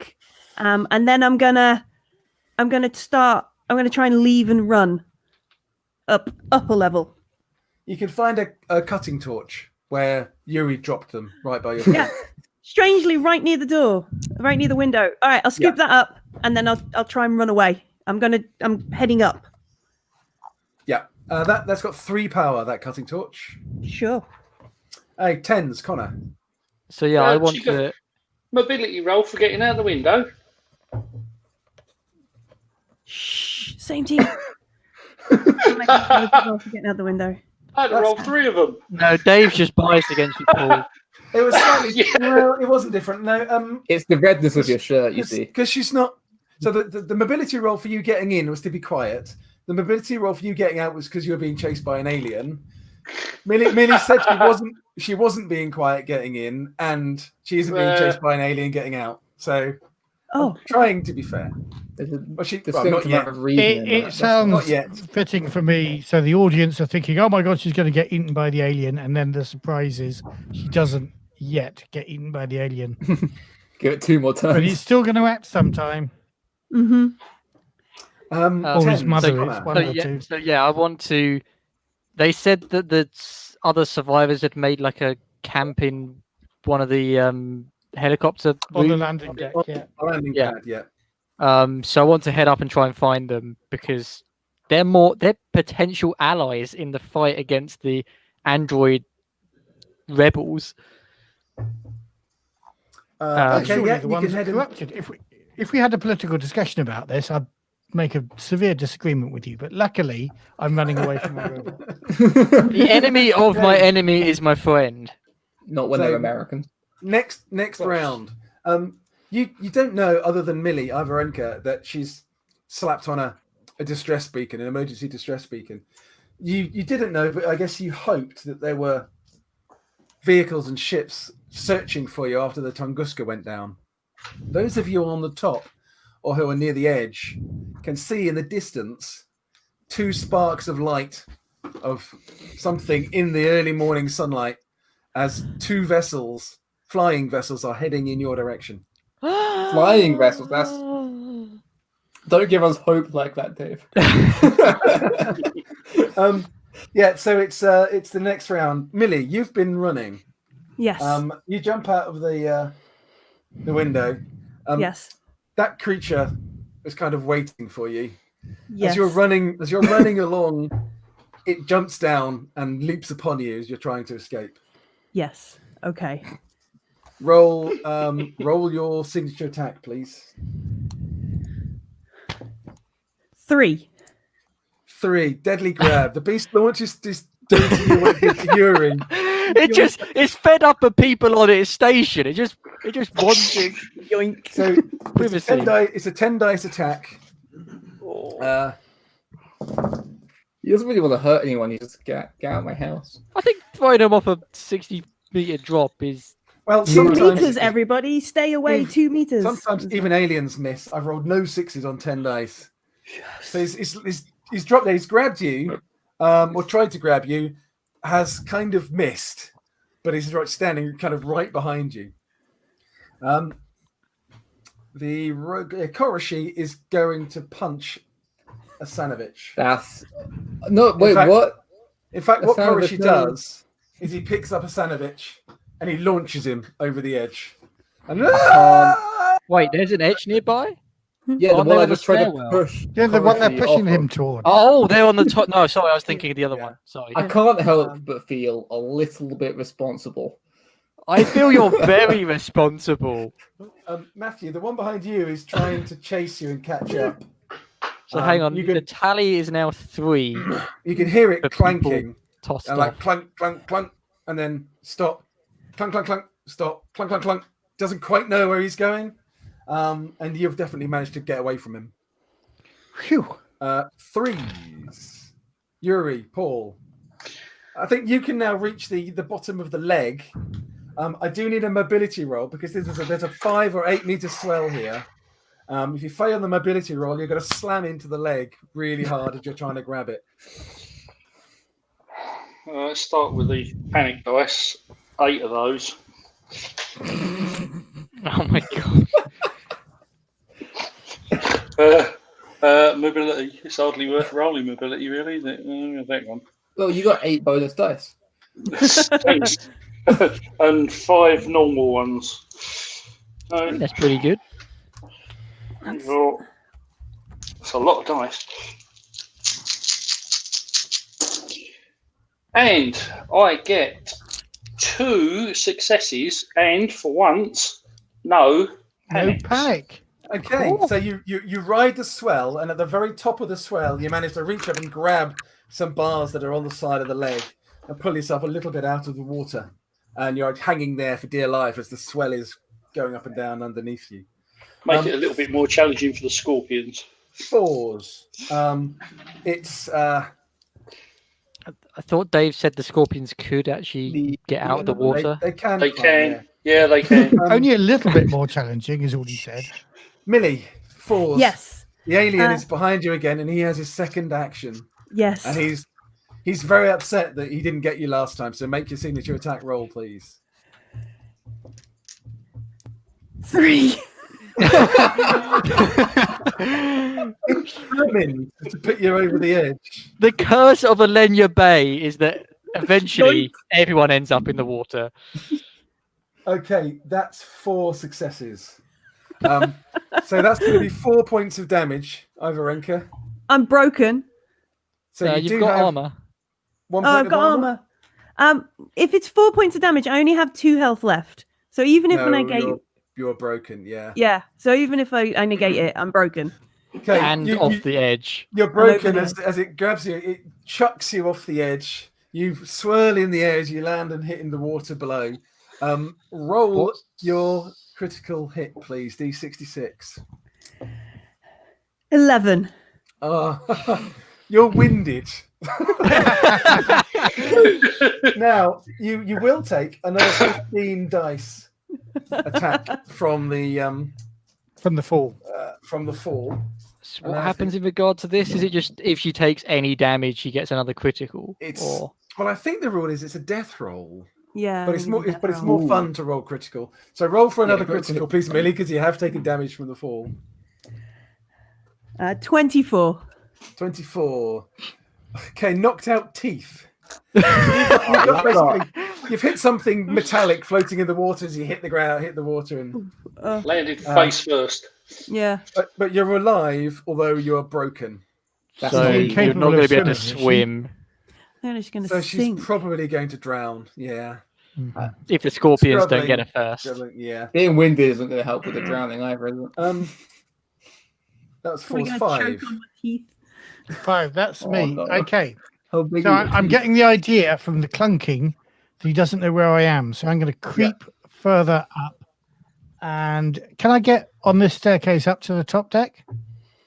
I bring up the screen, please, Doug. So I think can you see it? Yeah. So I think you can probably go around and get up this one here to get you to the top. Where's your cursor on that one there? On the left-hand side. Okay. So that will bring you so up. that is my here. creeping. Do you want me to make a mobility roll? You For creepiness? No, I'm going to give you that because there's a lot of noise at the moment. And that guy's so badly lost by your mobility roll that he's a long way off. Cool. 6. Yes. Ali, your action. I am going to take out my concealed Derringer and shoot at Korashai. Yep. Okay, make your ranged combat roll. Yep, got the dice ready. Ooh.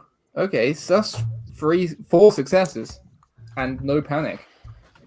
Okay, so Korashai takes a hit. He's got no armor. I forget, can we do stunts in this or stunts different game? You can do stunts in this, yeah. Can I try and hit him? So is he still like right by the edge? He is, yeah.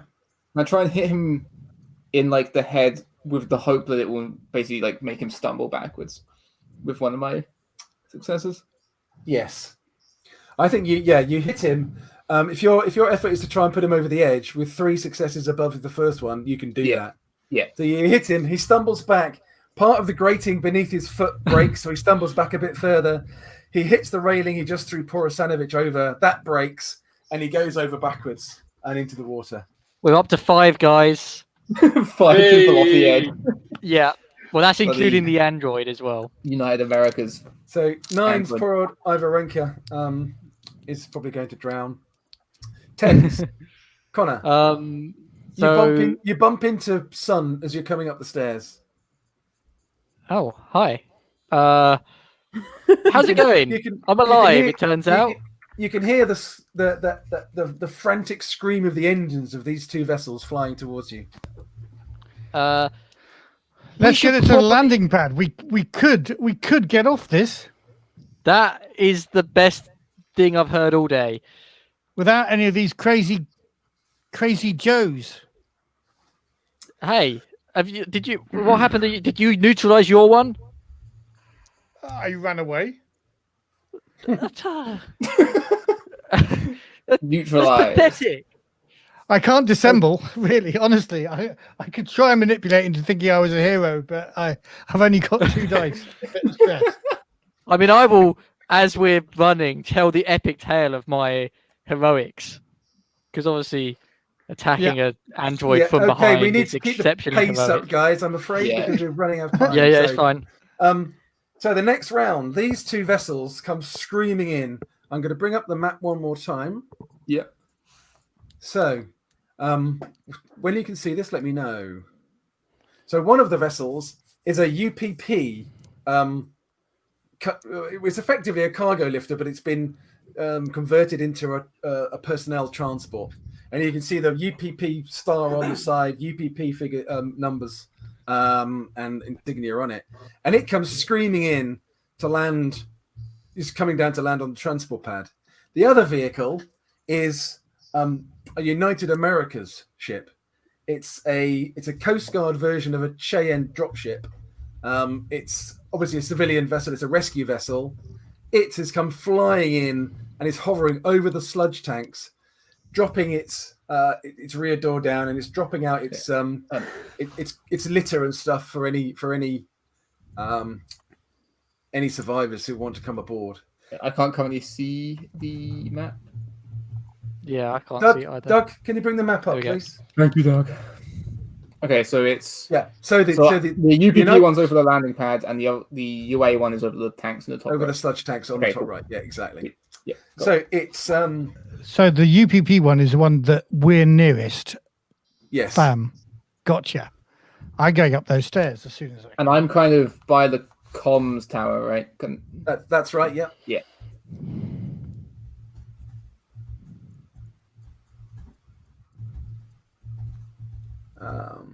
Yeah. Okay. So, as you are running or beginning to run for whatever direction you're going,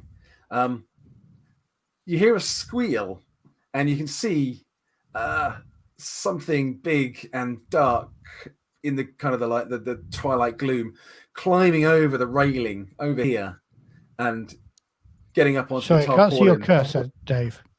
Okay, by the tarpaulin. tarpaulin. Over the tarpaulin. So you're down on the southern side. There, yeah. Climbs over there, and it leaps and sort of like, you know, it's on the tarpaulin crates. And there's another one. There's something else that's not quite as big, but very similar, over by where this one came over the railings. You don't know what it is. It's something really weird. It's something that gives us a stress die. I think, yeah, you see that and you hear it squeal, and yeah, you get a stress die. Okay, You can also see a working Joe running out in front here, carrying what looks like a wooden crate. And it's Paul. I'm afraid you're gonna be just stuck holding on to the leg for the moment, I think, because there's not much else you can do. So Yeah. It'll be all right. in the interest of time, I think you are probably doomed, I'm afraid. Richard goes first. Sorry. Well, I think Millie's Fine. already I dead. first. Okay, who's on 5? Matthew. Second. That's me. Yeah.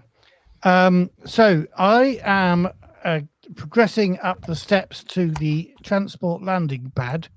Yep. Seeing this shit, I am also at the same time trying to put another harpoon in my harpoon gun. Yeah, so you can reload with a fast or with a slow and move with a fast. That's fine. Yeah. Yeah. Yeah. Okay. Cool. 6. Ali. I would like to run as close as I can get to the bottom left stairs to the top of the landing pad. Is that stairs onto the landing pad? This one here. No, to your that left and that and one. Yeah, that one. Yep. They are both stairs up to the landing pad. Yeah. I'd like to run as close as I can to that one, going along the north of the storage shed, basically. Yep. Okay. Just get as close as I can. You'll go about halfway there in Cool. in Yeah. one round. Yeah, I'm just going to do that. 10s.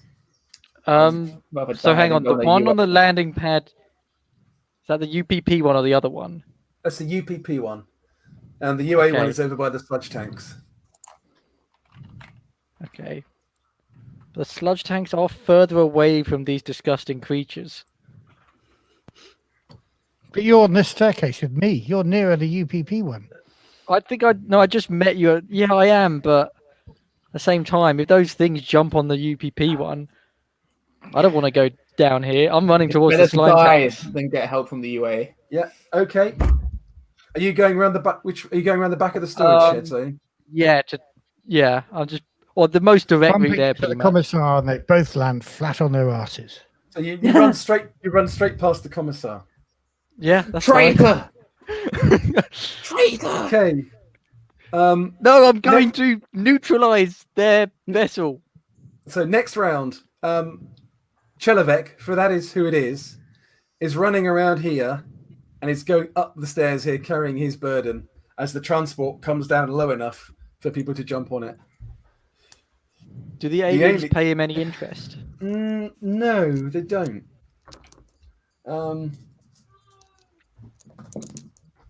The alien that's on here runs across and climbs up onto the roof of the aviation stores about here. You don't know. You can't see what the other one has done. Rip the UA, guys. Matt, it's your go. Okay, can I see that alien that's just climbed up on the roof? You can, yes. I'm just going to shoot my harpoon at it. Yep. Make a roll. And I am.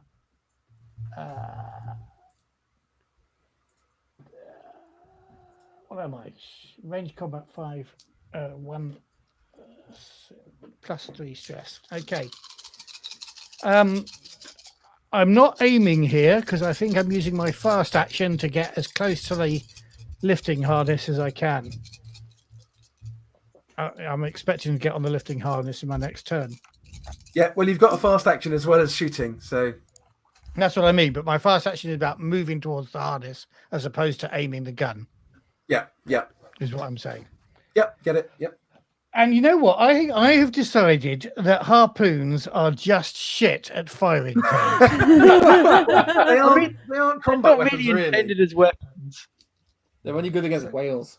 I assume you missed. And then. I have got 4 sharks. plus 3 minus 2, 5 panic roll.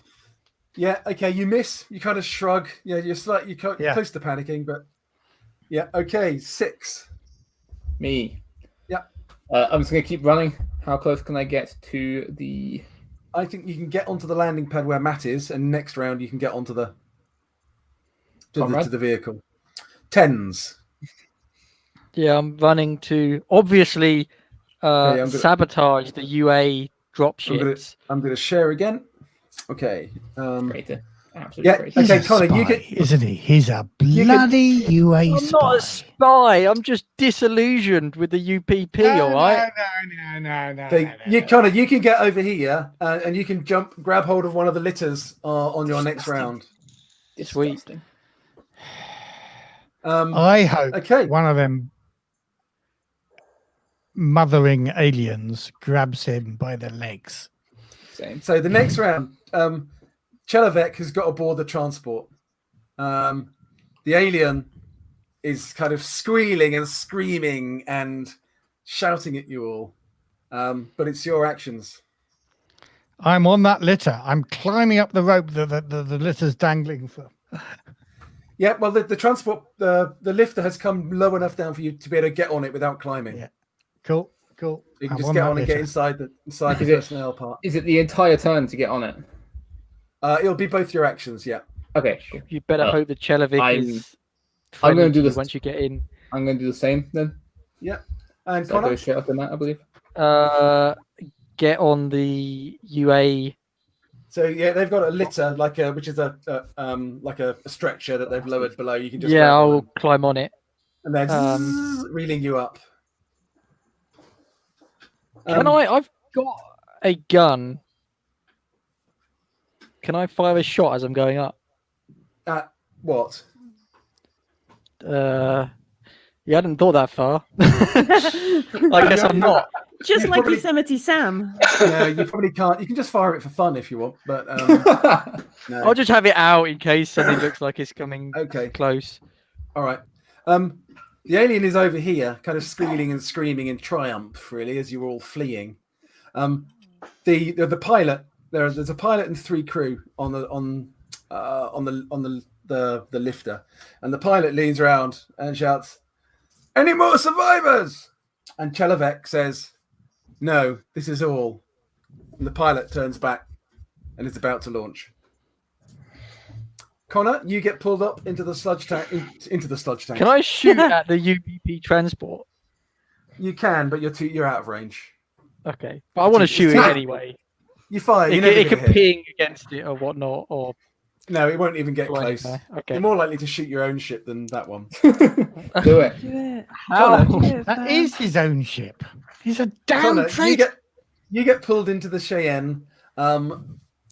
They close up. I'll immediately put my hands up, drop my weapons. I've been told that nobody is no more survivors, and it heads off. And the guys in there, they take you in and they they'll sort of strap you in and say, "Welcome to the UA, fella.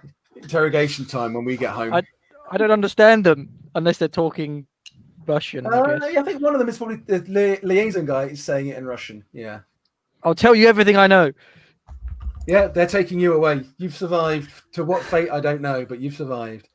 The transport, the lifter, lifts off. And you can look out of the window and see down that the alien is joined by what is a juvenile queen on top of the aviation stores, and they scream up at you as the transport lifts up and begins to fly away. You're kind of sitting on the opposite side of the transport pad from where Chelovek is sitting. And Chelovek is looking at you with this large wooden box in front of him. and you hear a scrabbling noise, and then the side of the box suddenly kind of burns away with acid, and this giant spider-like creaturey thing steps out, looks at you, and goes, "Eh!" and then leaps, and then we roll the end credits. Is there only one? Which of us does he leap for? Yeah, who's it leaping at? Yeah, there's two of you there. 1, 2, 3. It's Matthew. It's Matthew. Yes. Yeah, I don't think you're having a good time once it hatches, though. Well, look, you might get saved. It's an. I'm going to claim this as I survived an alien scenario, and no one can technically say I didn't. So. Well, that's my second survival in a row. Yeah, but you're a little traitor, so I'm not really a traitor. To surviving. Can you be proud of yourself? No. Yes. No. I'm the only one who actually no, because you did get an android kill. Yep. And you're but it was less. It was less clean than my android kill. You're going to be sent away to United America's prison where you belong, you traitor. Sorry for running to time there, Doug. No, you're fine. You're fine. Thank you. That was a great, great session. Thank you so much for coming on and closing out our Spiel.digital Day 2 for Free League. I know there's a lot of folks in the chat that are asking if this adventure or this scenario would be available for PDF for. Some sort of they'd like to use it for a Halloween game if possible. Mm-hmm. There's no plans at the moment to publish it. There's still quite a lot of work I'd need to put into getting it into any kind of sense where I'd want to share the document with somebody. But let's see what we can do. As I said, there's no plans to publish it at the moment. But sure. Petition Thomas. Everyone tell Thomas it needs to be published. I'm sure he doesn't get a whole lot of emails or anything all day long. No. He sits back drinking coffee all day. Yeah, he's a very relaxed kind of guy. I'm sure Thomas would love to publish them. So actually, we ought to go straight to Fox Disney and petition them. Yeah, maybe not. But yes, I would love to. But it's obviously in Thomas's hands. Absolutely. Completely, so. Very good. All right. I'm going to remind folks that if you enjoyed this, make sure to check out the Effekt podcast and on wherever you listen to podcasts, and go check out. And can I just make another plea? Oh yeah, sure. Go for it. So tomorrow, Saturday, I am running a game of Vaesen for Orkenspalter TV, which is a German YouTube channel. I think they may be something to do with the guys behind The Dark Eye, but they're really keen to play Vaesen, and so they're going to be running through Summer in December with me. 2 hours long. Excellent. I can't remember what time it is. We'll tweet about it later. Yeah, sure. And we'll stick it on YouTube, on Facebook. I would just like to say one other thing. I'd love to say thank you to all the people who've been watching from the beginning or not, who've come in or not, and all the comments that they put. It's great for us. We can read them as it's going along, and it's just wonderful to have that kind of support. So thank you so much for watching, and thank you for your fabulous feedback. Absolutely. Yes. Thank you so much for everyone that tuned in live, and everyone that is watching this after the fact. Indeed, thank you very, very much. If you enjoyed this, please hit that subscribe button and hit the I've got a little icon there. Hit the like button and hit this. You're supposed to smash the subscribe button and hit the little bell notification. See, I'm getting this YouTube thing. I might be a. You're a YouTube pro, Doug. Yeah, I know, right? Smash that subscribe compared to you. But we really would like to try to hit 3,000 subscribers by the end of tomorrow. That would be great. We're not too far away. So, and if we've already passed that by the time you're listening to this, we'd love to have you still be a subscriber and grow our show even more. Because, like I said, we want to make sure that we're connecting with the folks that appreciate and love our games here at Free League, and we want to make sure that even if we can't connect physically, we want to connect virtually. So we're apparently still 500 subscribers away, roughly. That's not bad. That's 500 subscribers or 600 yesterday. 50 subscribers. 50. I was gonna say we should. We're actually less than that. We're actually about 30. It doesn't update in real time. So we're actually about 30 subscribers away, which is awesome. It's close. It's close. Thank you, everyone, for giving us a phenomenal session. Thank you again for everybody that tuned in live. Be safe and be well, and we'll see you back tomorrow. We've got a great post-apocalyptic panel that's happening, and we have a session of Mork Borg that I know I said that wrong, Matthew. Merc Boy. How am I supposed to say? Merc Boy. Yeah. Merc Boy. How difficult it is to say Merc. They're like a double act. You don't say it like that at all. Merc is right, because my wife's surname is Merc, so I know that. All right. We'll see you all tomorrow. Thank you so much for tuning in. Thanks to Doug for everything, mate. Yeah. Thank you for all the Thank you, Doug. Great service. Thank you, Doug. Thanks, Dave.